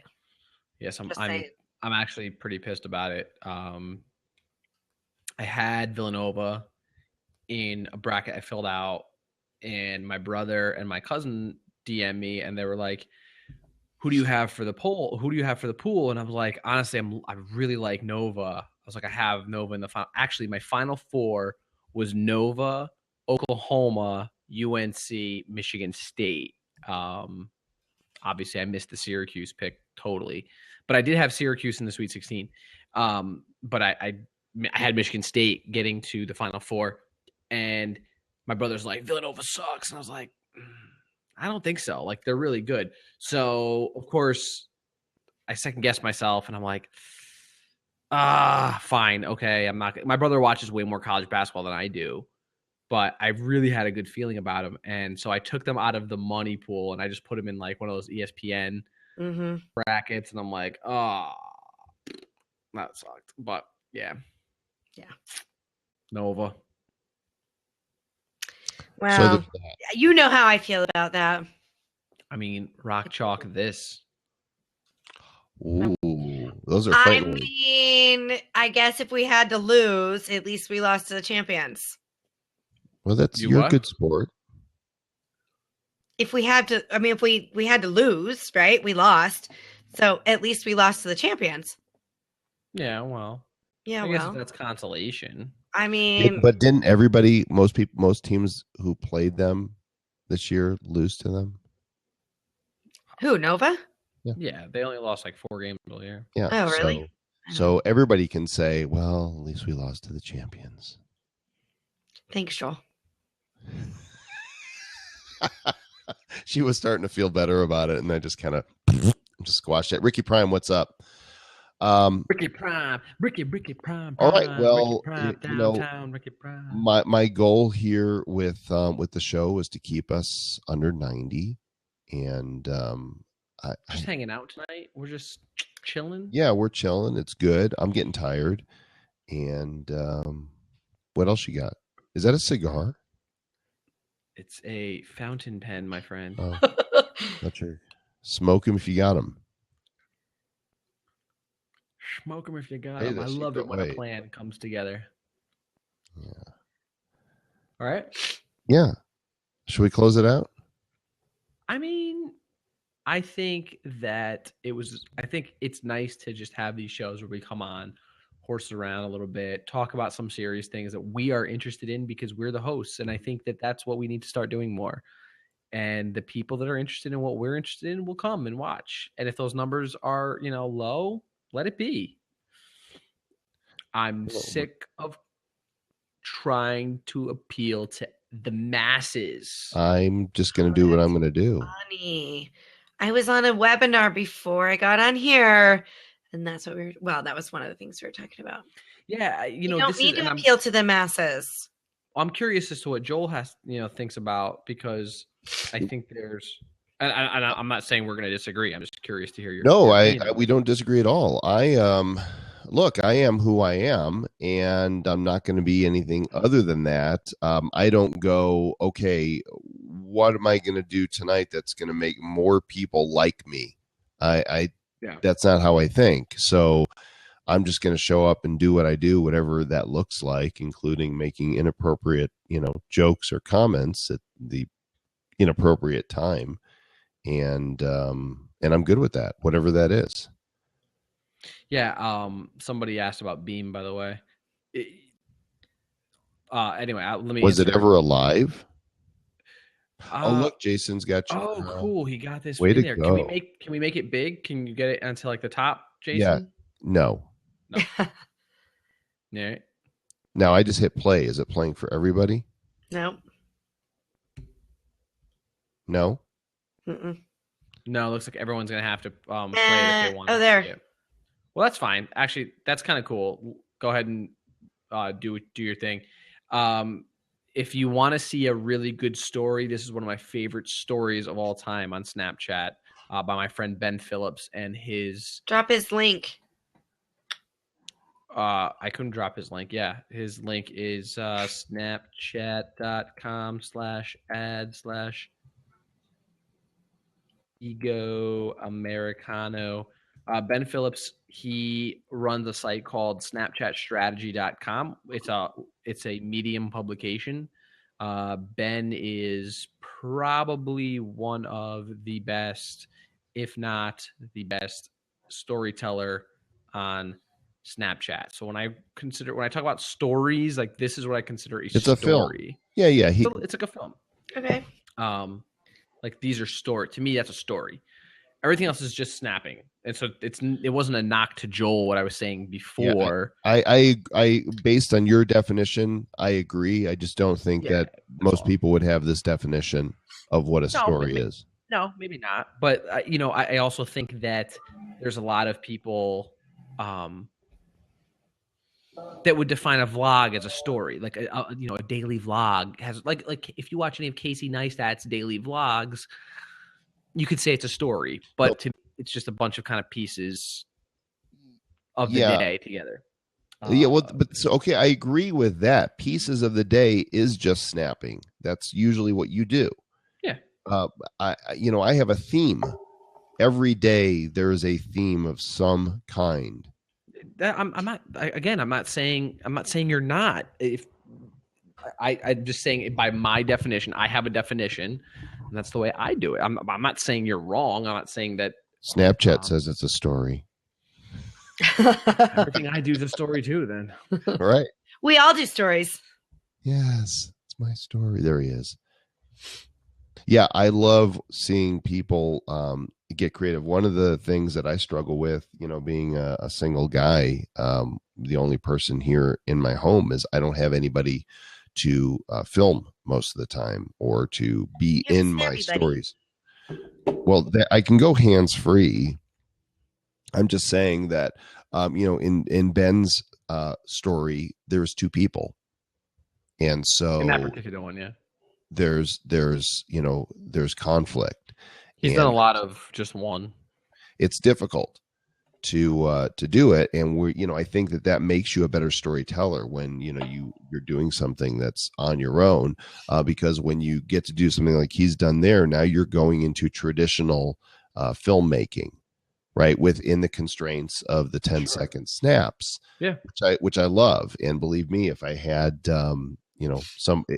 I have visions in my mind of much bigger stories, but they include more people, and that's I need people, quiet on the set, roll them. I don't have that. God bless you. Bless you. Thank you. No, again, to each their own. It is what it is. C'est la vie. I don't know, whatever else we can say. You speak French. Yeah, right. Anywho. Are Figo Americano and Opera Americano family? They are not. They are not even. They probably don't even know each other. Slightly, they do, but they're not both even very good. Slightly. Yes. I almost said Opera Americano's real first name, but I forgot that she doesn't like anyone to know that. She's quite the amazing young lady. She's very, very smart too. For 19 years old. She's 19. Yeah. Or 20, 19 or 20. She's just a very, very smart kid and super talented. She tells some really cool stories, amazing talent. She draws a lot, and so there's those type, and she's taken over Snapchat for Disney at 19. So how many viewers does she must have? I don't know. To me, I don't really like. I never asked that question, Joel. Like, it's not a question that I go around like, hey, how many? I know, and that's fine. Like it's cool. Is it like asking how much money do you make? Well, I guess it could be. I mean, for me, it's more of a curiosity and understanding the cottage industry that's being built around this. Like, how many views does it take to get a prime sponsor like a Disney to say take over our account? Right? How many people do you have to have watching you to say we want to pay for you to show our product on your snaps? Yeah. I think there's a difference, though, and I've talked to a lot of people that have been doing these Snapchat swaps. There's a difference between a swap and a takeover, like what Ginny did on my account today, or what Gary Vee has been doing that he thinks is like really fantastic. I mean, I like Gary Vee and all, but I think the Snap takeovers what is he doing? I heard Fanzo not diss him, but he was talking about swaps, and he says, "My boy Gary." I didn't see anything, but. So Gary's been like taking people over, and meaning that he just jumps onto their account, gets their password and stuff, and then just shows up. But here's what that's not doing. Gary already has probably 1 million followers or whatever the hell it is on Snapchat, right? He probably not. I don't know, 20,000 views. He's just getting in front of other audiences. I mean, he's smart for him. He's not giving access to. He's not giving. Then that's what I'm assuming. I didn't see what Fanzo said. That's probably what Fanzo is getting say at. It on Snapchat? I have no idea. He did today. But I didn't see it. He did today. He just said something like, "My boy Gary's not doing it quite right." So Gary expands his audience by doing that, but it does nothing for the smaller person that he's taking over. Like there's really no value. Yeah. The only Is he value doing it there like is his books? Is he charging people to show up on their Snapchats? no. He just started randomly picking people. It was just like, hey, I'll show up on your, which is again, it's cool because he's Gary. He's like, oh, Gary took over, and you can save it, and then you're like, oh, look, Gary came on my thing. But if you're looking to grow your audience, it's not growing your audience at all. So a snap swap is what provides true value because you are giving access now, even if. And so I've talked to some people that have done swaps, and we've talked numbers openly about numbers back and forth, and the overarching sentiment is this: people you think have a lot of views don't, and the people that do have a lot of views tend to have very little engagement. And that's a general view of people I know that have done quite a few of these swaps. The snap swaps, if I don't know if anyone remembers, the first snap swap that I know of, true snap swap, not a takeover, was done by Yarby and I. Yarbenzo. We were like the first ones that I know of. I don't know if anyone else did one before. And right after Yarby started doing it with a different person every week, then Yarby and I started doing some snap swapping stuff, and then it kind of like the concept took off. I don't know who else really got into it as big, but like Chris Strub has been doing it with I think 50 people. I'll be swapping with him on Saturday, and I mean that's true. Like that is a creative way to grow an audience, and like when Yarby and I did the first one. That was the goal was. We were like, well, how do we help each other grow our audiences besides just saying, go follow Jason Yarby or go follow Vincenzo Landino? I was like, well, let's just swap accounts. Like I'll give you my password, go in and you do. And the beauty of Snapchat is that I think it's you're letting someone else into your life. Like you can't do that with Twitter. I mean, you could, but like, you don't get that one-on-one feel. You don't get that vibe like, wow, I got to know somebody for the day. And you don't have access to I did it with John Lee. It worked out great because we introduced each other's audience. And I'm on Chris's thing too. I think I'm a little after you. I'm on, I want to say the 16th. I think I'm on day 49. I'm not sure what day 50 is. Yeah, Jason Yarby's the last one. Okay. So, Yarby. that to me, swap. And I want to do those once a month. I want to do a swap once a month. And, the challenge is finding somebody that's within a margin of, viewers that's similar to yours. So you're building equally, right? I'm not going to swap with somebody who's getting substantially lower or higher views than me because there's not equity there. No, I don't think so. I don't think it matters. I mean, I think if you want, and I think that's where Snapchat kind of breaks down walls is because it doesn't really matter. I don't care. That's why I don't ask the question now, how many views do you have? Because it doesn't really matter. If you're a cool person and you have a cool audience, I've done some swapping with people and I've met really, really cool people. I actually got a consulting thing out of a swap one time. And that was a complete, I'm not trying to prove ROI or anything. I'm just saying that happened because of a swap. And I'll be honest with you, the person only had 30 views per swap, per snap. But I didn't, that one person was looking for something. I happened to say something. They're like, holy cow, this guy's cool. So it's not so much about. It can work, but here's the deal.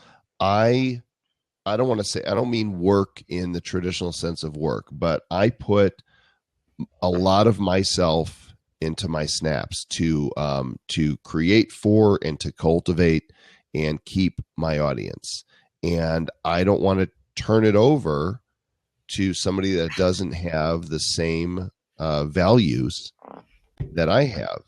But that's a different story. So there's a difference between the values and size of audience. I mean, you can have great values and have a small audience on Snapchat because maybe you're not building there, or maybe you just don't really care, but you could be a really good storyteller. Yes. Or you could be a really good, maybe you're just a really good person or a really cool person. Yeah. I mean, I would love to have like my brother take over my account or whatever. I don't care that. That's different. I mean, obviously, no, I'm saying I'm using someone like my brother as an example. I'm saying someone like him. That's a great example, though. Right. It doesn't matter to me. So it's not about those numbers. I think the less we can focus on the vanity. I mean, the platform itself is so vain already. Think about what the platform is. Aren't about the vanity. It's about cultivating the audience and making sure that when I'm swapping with somebody, that look, I don't mind being a giver. I don't mind doing good stuff, but this is not a charity platform for me. I'm taking it seriously in a ridiculous way. And because of that, I ascribe value to what I'm doing. And I just want to make sure that all swaps are treated with that same integrity. Yeah, I mean, but you could have somebody that has 1 billion followers and could be the biggest piece of crap in the world. I mean, who is that? Who would that be? Oh, I don't know. I'm just saying. That's their handle. Biggest piece of crap in the world. I'm swapping with the biggest piece of crap in the world. Why would you call him that? It's his handle. Just back off. That's actually kind of cool. That might be kind of cool. Bodenweiser in the house. He lives here. He really does. I would let Gary V take over my Snapchat, even though he isn't a rocker. Would you? I would swap with him, but I wouldn't let him take it over. He's got way more snaps than you do. He's got way more views. Why would you let him take over? You just said you wouldn't let someone take over that was too high or too low. I just said I wouldn't. You just said you would snap. You would do a snap. I was reading somebody else's. So we're being like bombed by another. What is that RR thing? I don't know. Somebody we're being flash blabbed. Oh. What did we do? Well, another blab ended. J.S. Gilbert. We're all pirates. In Bodenweiser. Oh, it's a room right now. Is that really? Really? Add that to the blab. Really?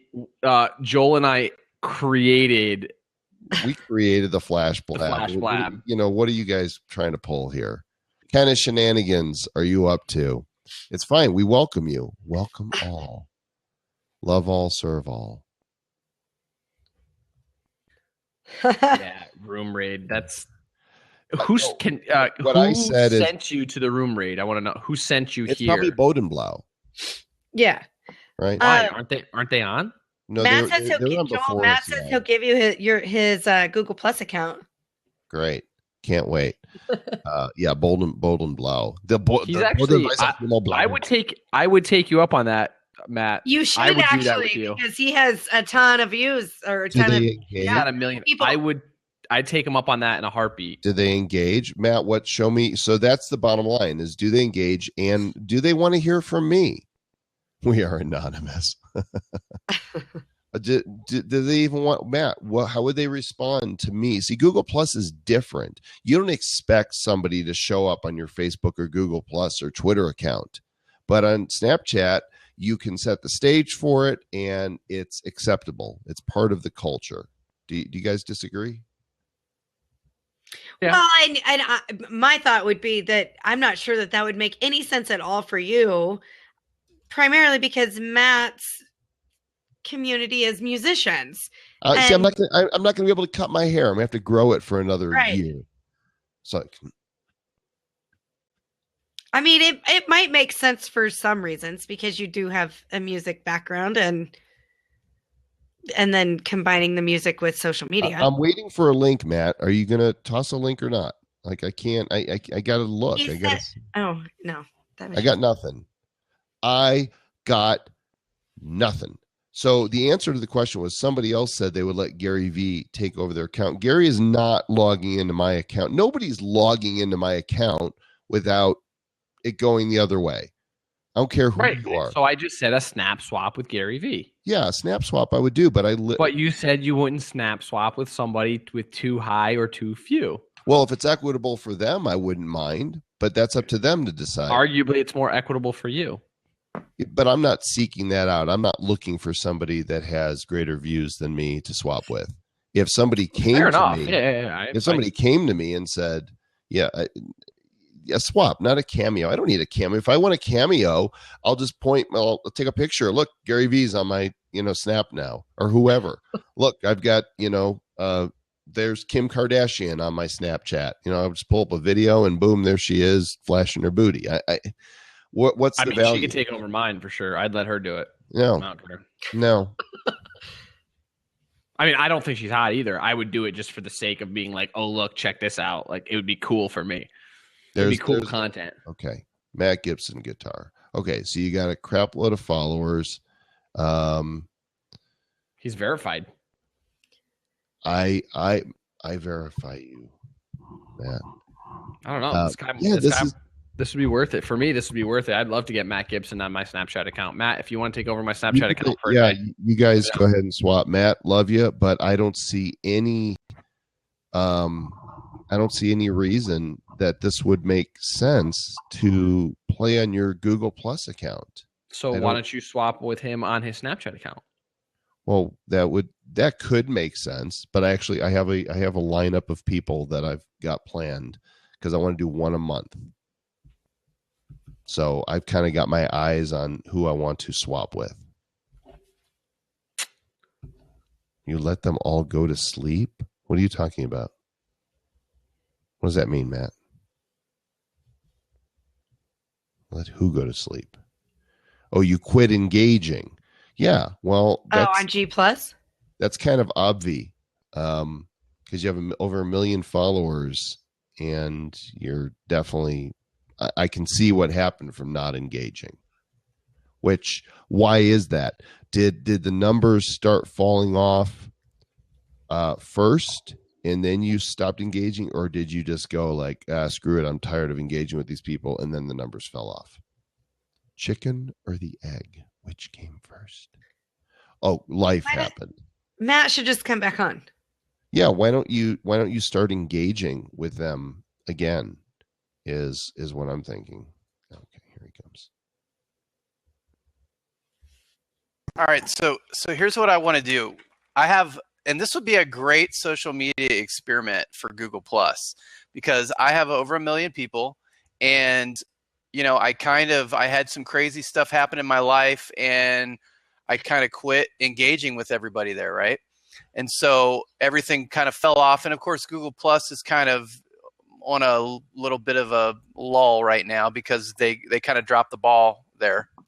And but I think understatement of the evening. Right. Okay. Yes. Has Google Plus ever really been anything? Yes. No. Just say death rattle. I'm totally not discounting, but Google Plus when Hangouts first came out was amazing. It was like exactly like this except better, because like this group of people right here is mostly the kind of people that are on Blab. They're marketing people, social media people, entrepreneurs, stuff like that.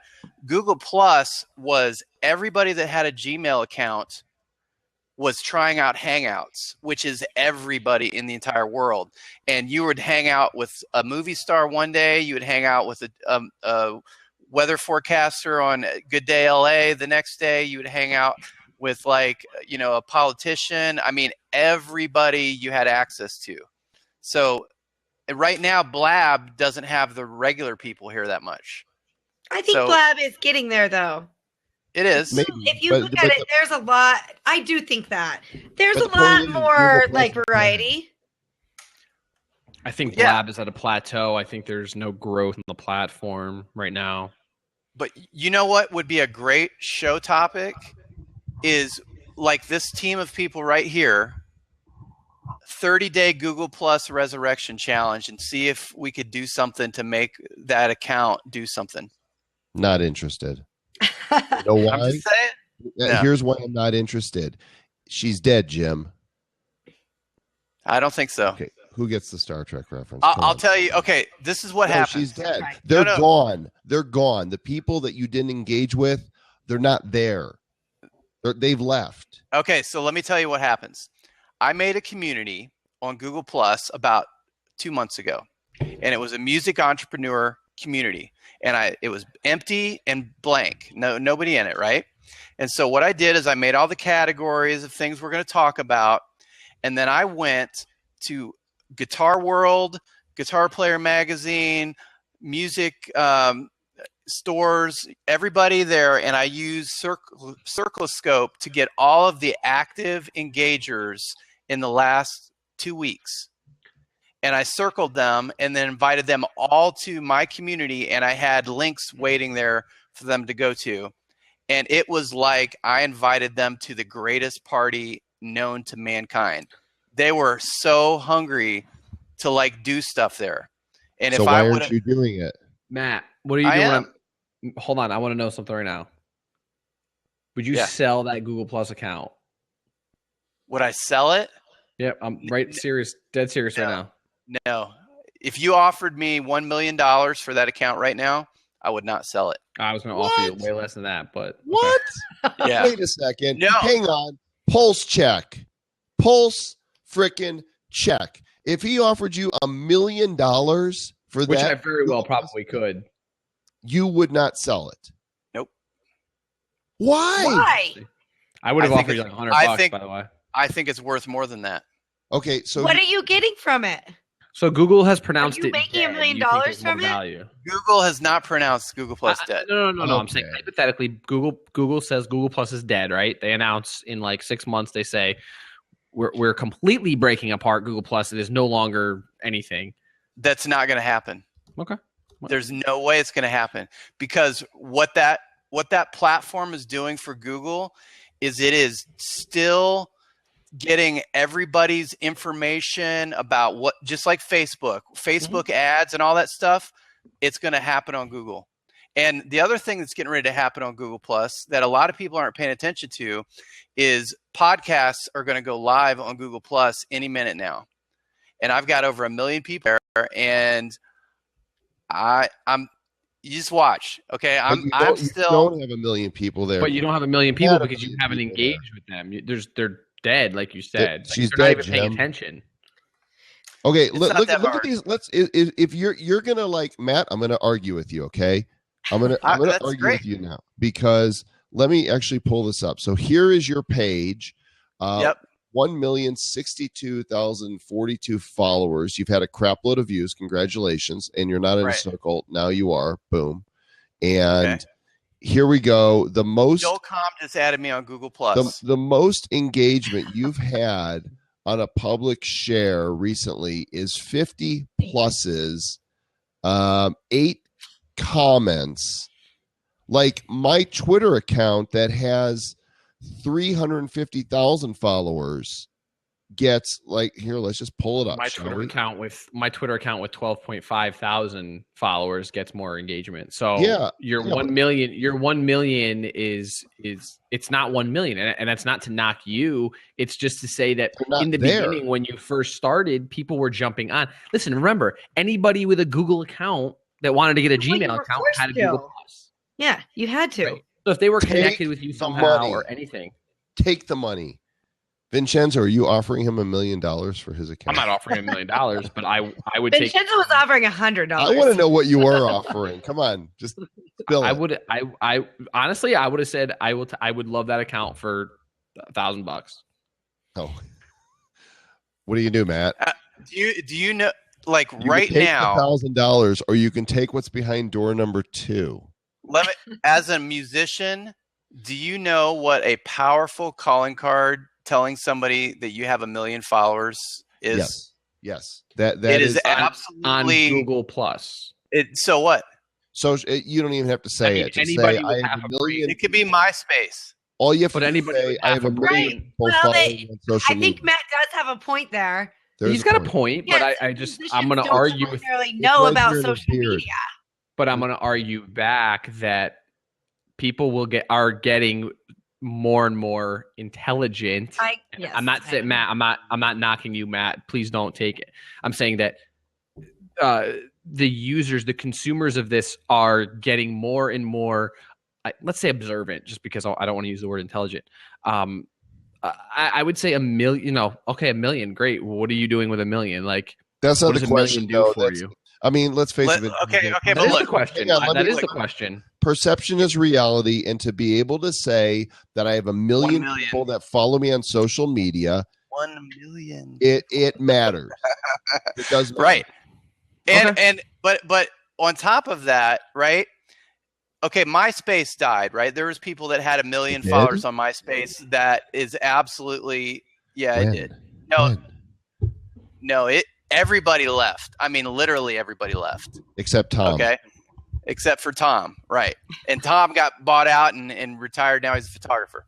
Yep. But but the thing is Google Plus is not the same thing. It's still Google, and it is still do you know how much money that they're getting all of this stuff from people with communities? They're getting more and more specific about how they're segmenting the population there, and because it's eventually failed.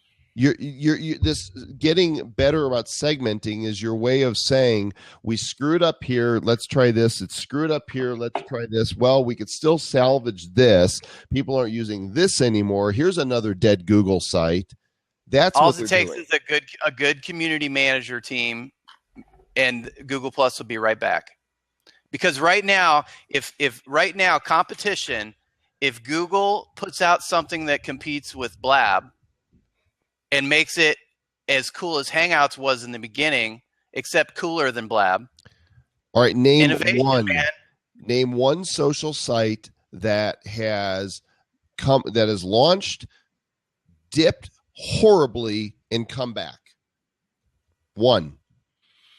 It's Google. It doesn't matter. It does matter because Google's track record actually sucks. Google the company. As far as like getting people involved with things and then pulling the rug out from under them, yes, absolutely. But if you know that about Google, you got to think ahead of where they're going with it. The only viable products they have right now are YouTube and search and Gmail. Search. Yeah. Well, search aside from kind of forget that a little. We all Google every day. But I mean, I know, Michael. I'm not stupid. I know YouTube is owned by Google. I get that, but YouTube never dipped. YouTube has always grown.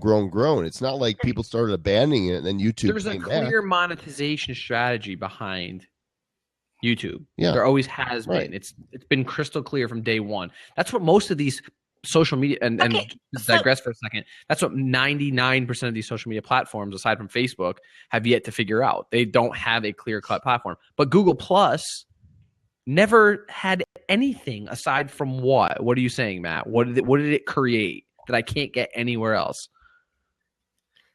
Well, what it created for me is different than you're looking at it like a product thing. Right. Well, you're saying it's a vanity 1 million followers. Great. Who are you telling? No. Musicians. Oh, okay. Well, yeah, but you don't realize what I've gotten from that. Yeah, but what can I'm asking now? Yeah, I'm asking. What's it worth now? It's still worth the same thing to me as it was then, because I can literally get a hold of any rock star on the planet because of that. Okay, you're telling me that rock stars. You're a unique case. Google. I'm a musician. I mean, but again, it's like but okay. Here's my deal. I am going to do a 30-day challenge of engagement challenge of Google Plus, and I'm going to do a case study. Who are you going to do engagement challenge with? Me. And you know what? And see if you can bring it back and resurrect it. Beat Joel Combs' Twitter engagement with my Google Plus account. Okay, right. Go for it. So let me read this to you. This is from last April, so it's a year ago. There was a study that was done by Stone Temple Consulting. They're a digital marketing agency. Last April, they concluded that fewer than 1% of Google's 2.2 billion users are active on Google Plus. They looked at approximately 500,000 randomly picked Google Plus profiles. They arrived at 111 million users that have active profiles, which is 0.5% of all Google users. The results get even more interesting when he looks at those 111 million users. Just 6.7 million have at least 50 posts ever, while just 3.5 million have at least 50 posts in the last 30 days of study, 90% of people with a Google Plus profile never made a public post. This is a year ago. I guarantee you. So 90% of your followers. So we're gonna say your 1 million is now 100,000. So now pitch to me how great it is. And of those, assuming that research is correct. Oh, come on, man! Look at your numbers. This has gone from silly to ludicrous, right? I'm terminating. Joel, break down that 10% that is using it. What does it say? Keep going. Let me see here. Okay, you guys even post on Google Plus? I post purely for SEO. I share from my blog. Like post. I click the G plus when I post on my blog. Just because it shows the little number. Videos. Yep. Guess what else? Like if I review something with 1 million people, I'll be the first dude. I'll be the first dude at the top of the list. Like when for a while, every YouTube video that I commented on, I was the first comment always. So I would go to YouTube videos with millions and millions of views, and I would make a comment on there. And I would stay at the top, and I would get all these people talking to me and everything. And so, I mean, and I guess the thing is, it's like I'm a little bit of a Google Plus fanboy. If you haven't figured it out, no. But I truly believe that Google is not done with Google Plus.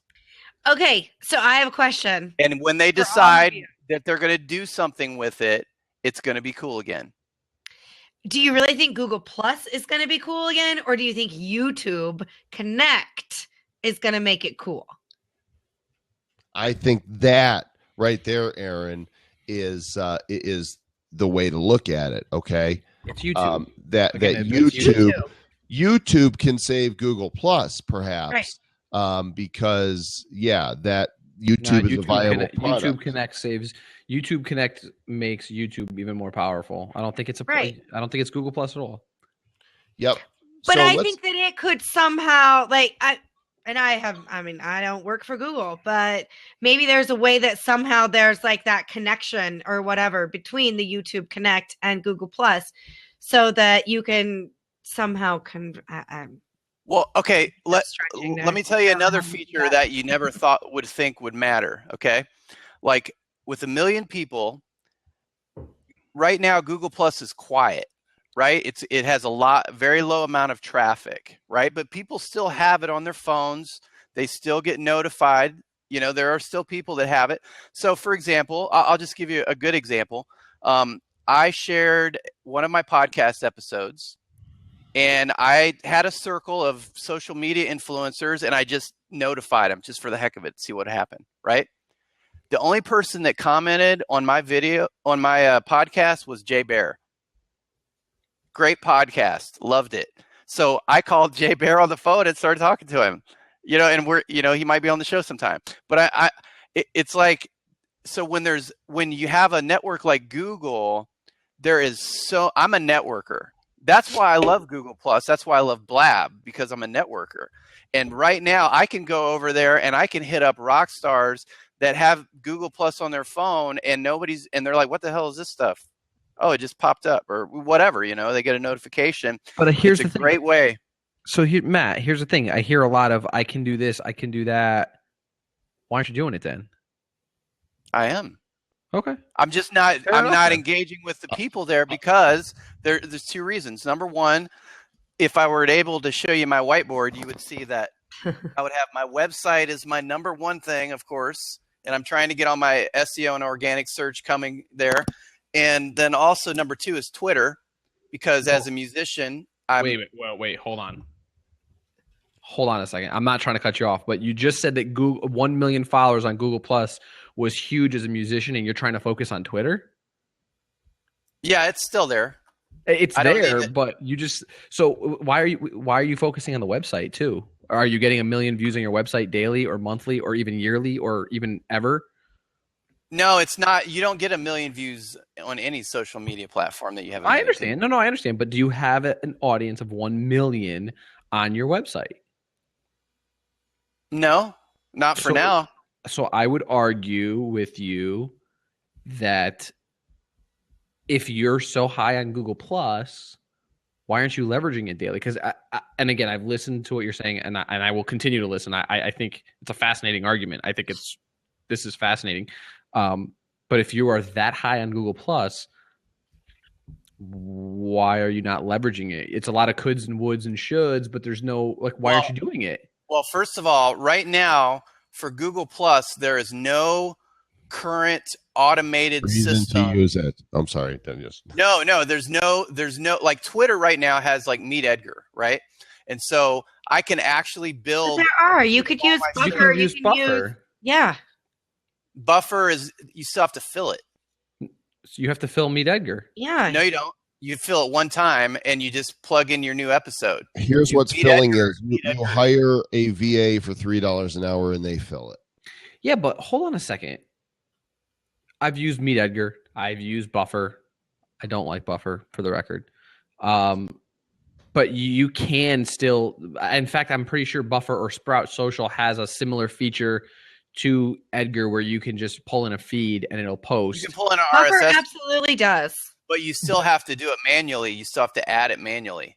Well, no, I think you can there are add other platforms that you don't have to. In fact, I just started using one, and I'll send you the info if you want. But again, so here's it's a little bit more expensive, but again, my question is this: if you're placing so much value on Google Plus, I would also place value on you doing the work as opposed to automating it, because you're going to automate this and you're going to find yourself in the exact same hole that you are in now, where you have this 1 million followers and no engagement.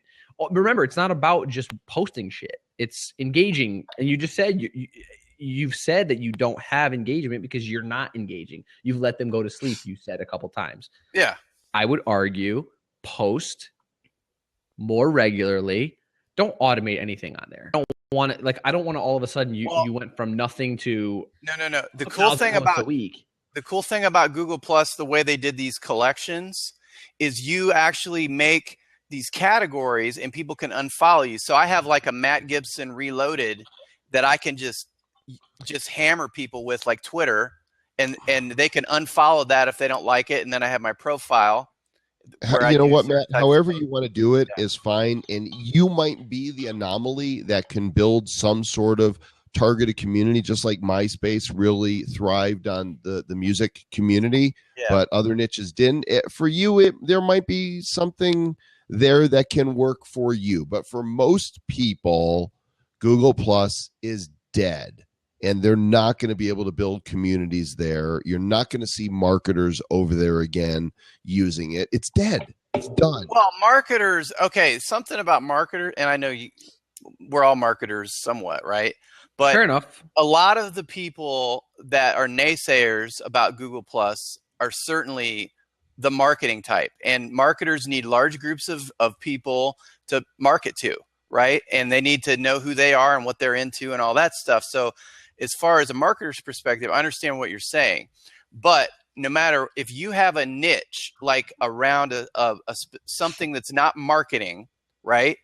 You can act, because the marketers have left Google Plus. There's some there, but most of them are gone, right? So here on Blab, it's a great community of marketers, right?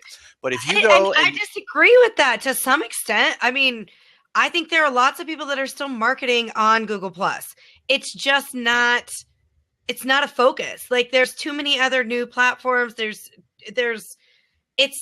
in my opinion, it's like shiny object syndrome to some extent. You can go over to Google Plus right now and be like, I was joking about Meerkat.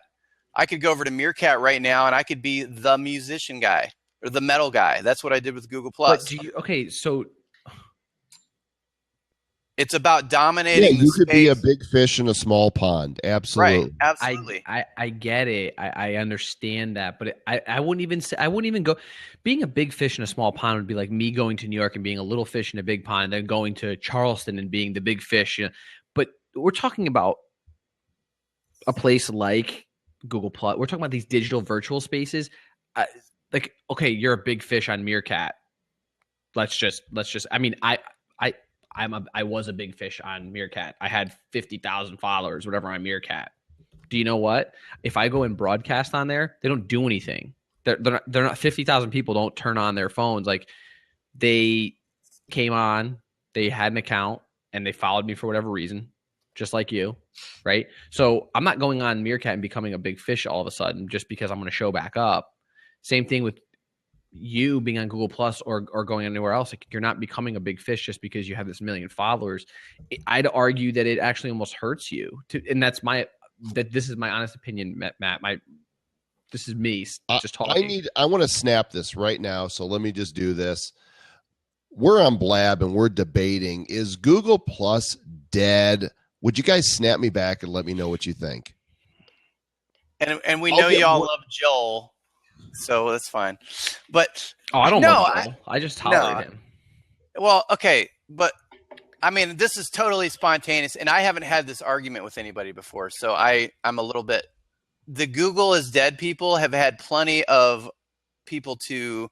There's not a lot of advocates for Google Plus. I wonder why. No, but I'll tell you, as a networker, I have more value to Google Plus. I have more like when I don't look at things the same way that you guys do. As far as, I mean, I'm totally networking. I'm like almost 100% networker. Clearly, which is why you abandoned it. Right. So here's what I know, Matt. And I know Matt pretty well. Like, Matt and I have a Blab on Sundays. And Matt, what I personally think that you need to do is you need to resurrect your Google Plus account, and you need to quit focusing on other things. And it's something that when I'm talking to any business owner, so I do social media management for businesses. I help coach them figure out what platforms they need to be on. And you've already got that. You just need to resurrect it, rebuild it. There's no reason for you to spend your time trying to build something. Like, you're basically building a castle somewhere else when you've already got a castle, right? Especially if you believe in it. Yeah, I mean, and they were following you. So if they're still there, they'll come back, right? There's no like Vincenzo was saying, don't go, like, why are you going to focus on Twitter? Don't focus on Twitter. Focus on Google Plus. And you know what? If it goes away, it goes away. Build your website, get people to your website, build your list, have a way to connect with them. Quit worrying about what platform it is that you're on. It's about making that connection and having a way to communicate with people, right? Am I wrong here? I agree. But for example, I posted my snap code on Google Plus, and this is what happened. Hey, we're not on Snapchat, but if you want to come back here and hang out with us, that'd be great. There you go. So that answers your question.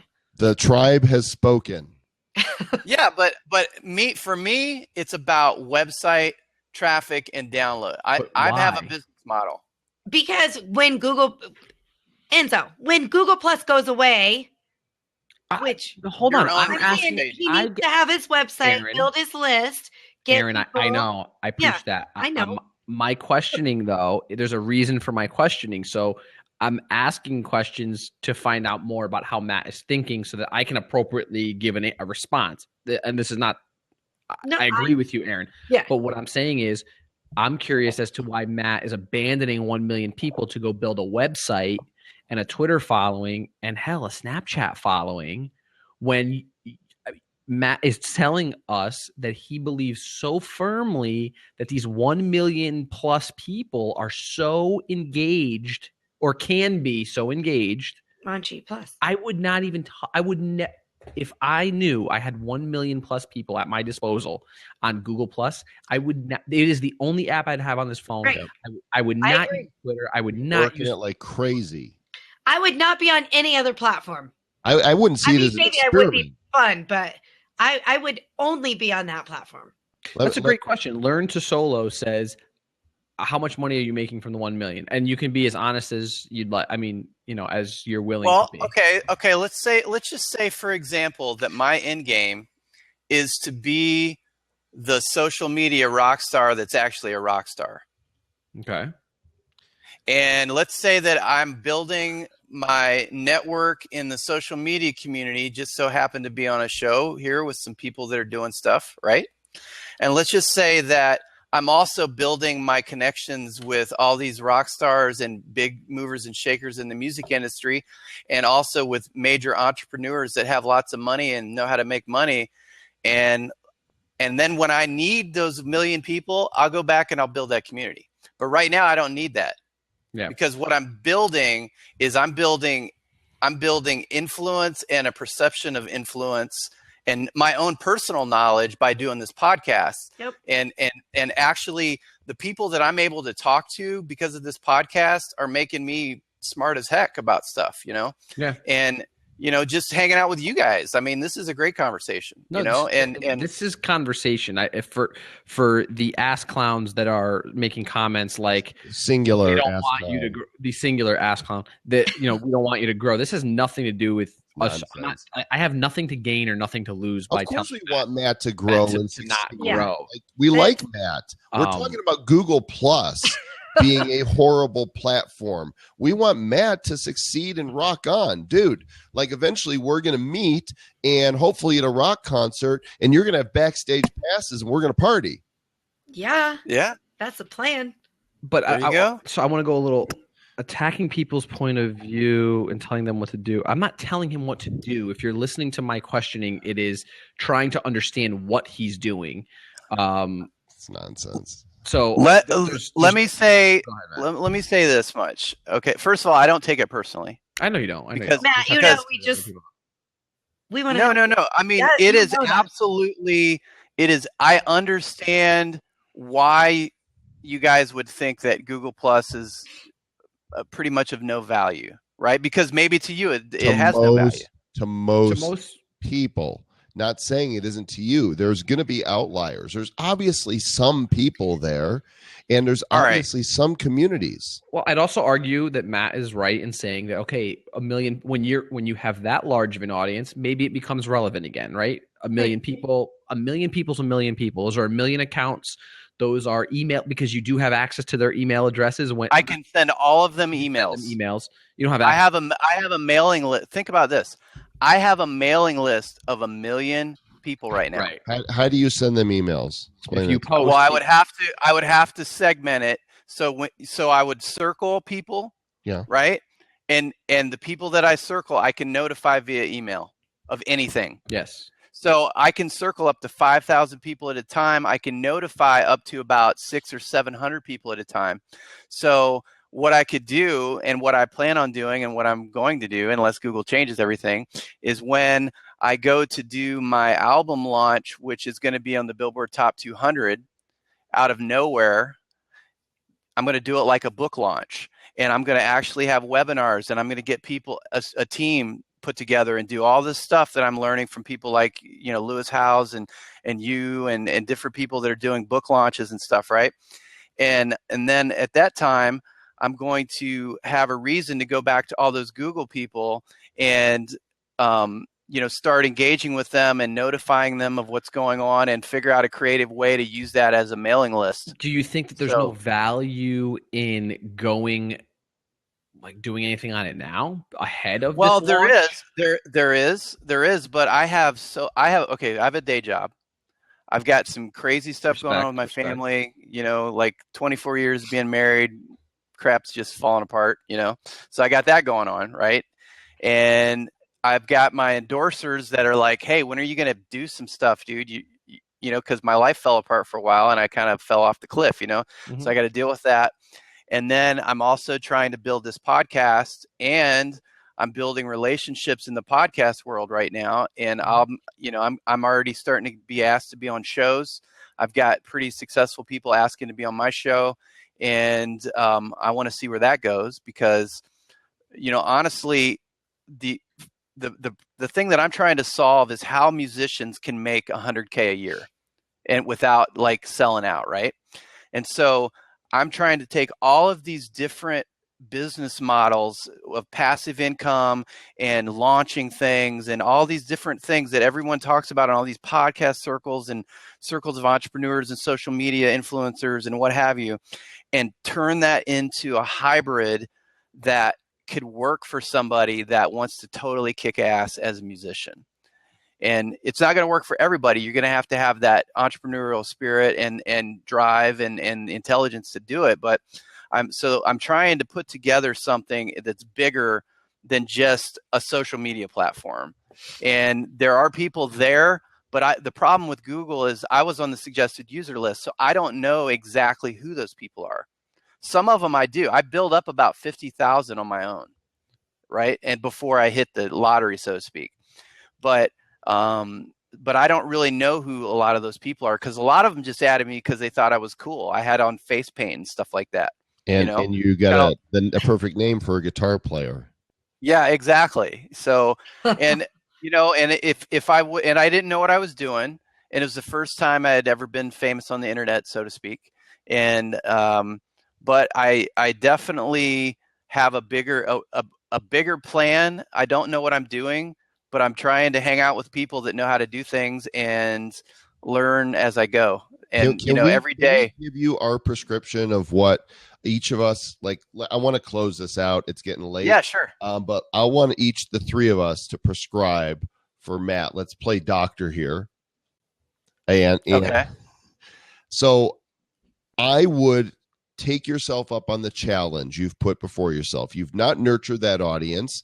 I screwed that up. Yeah, go nurture them, post content, engage like crazy, give them meat, build it, see what happens, see how many of them you can get to engage and put it to the test. Know once and for all, if I work this for 30 days, do I see a significant enough improvement on Google Plus to go, yes, there are enough people here that I have a tribe, a community that I can work with to build my business. So I could easily, I know for a fact that I could easily get, I don't know if I could do it in 30 days, but I could easily get it to the point where I'm getting a couple hundred comments per post. Okay. Vincenzo. Honestly, real quick, stop talking about it and just do it. If you believe that much in it, like I said before, it's a lot of coulds, would, shoulds. I understand you have a plan, but I'm afraid, based on what I'm hearing from what you're saying, is that it's going to be paralysis by analysis. You're thinking about it too much, or not even by analysis, paralysis through planning. Like you're going to overplan and you're overthinking and you're not actually doing what you want to do. So, and I understand you have shit going on. I do. Like, I understand. No, that's cool. But if you're not doing it, it's a million people that are worthless. I mean, I could say I have a million people too, but if I'm not doing anything, it's like me on Meerkat, like a perfect example. I have 50,000 people, but I haven't Meerkatted in God knows how long, 8 months or 6 months, whatever it is. It doesn't really matter. I can say I have 60,000 or 50,000, whatever it is, but really, at the end of the day, when I put my head on my pillow, I know that's not a worthless number. I can make it sound cool to people that I'm trying to get a gig from, but you have to actually go out there and do that. I'd love to see you working that account. I would hate to see Google Plus all of a sudden you start to use it right when you launch your stuff. I mean, that's already too late. Like you need to be leading up to that. Happen to be coming out very soon, and that was my plan to super. Okay. And I'm already starting to engage over there to get ready for that. Okay. Well, then right. So then do that. Hopefully, I'll be the head podcast dude on Google Plus. Yeah, we'll see. And that could be. Aaron, what do you got to add? Well, I've already basically said my piece. I agree with you guys. Definitely, you need to re-engage on Google Plus. You've got the audience there, and you've already got a website. So I don't know that, like, you've got the Kingdom of Rock. So why, I don't know that I would focus on changing that or doing anything with that right now. I think I would focus on the things that are moving you forward and making you money. If you want to add another platform, then I think you pick one. And my thought would be either Periscope or Snapchat. But that's just me. And with that, calling it. You okay with that, Vincenzo?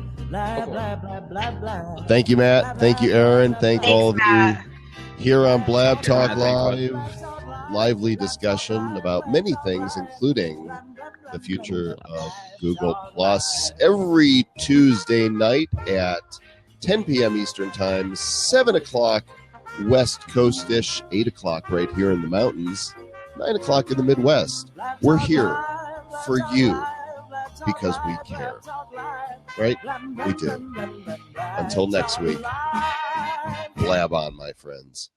Blab on.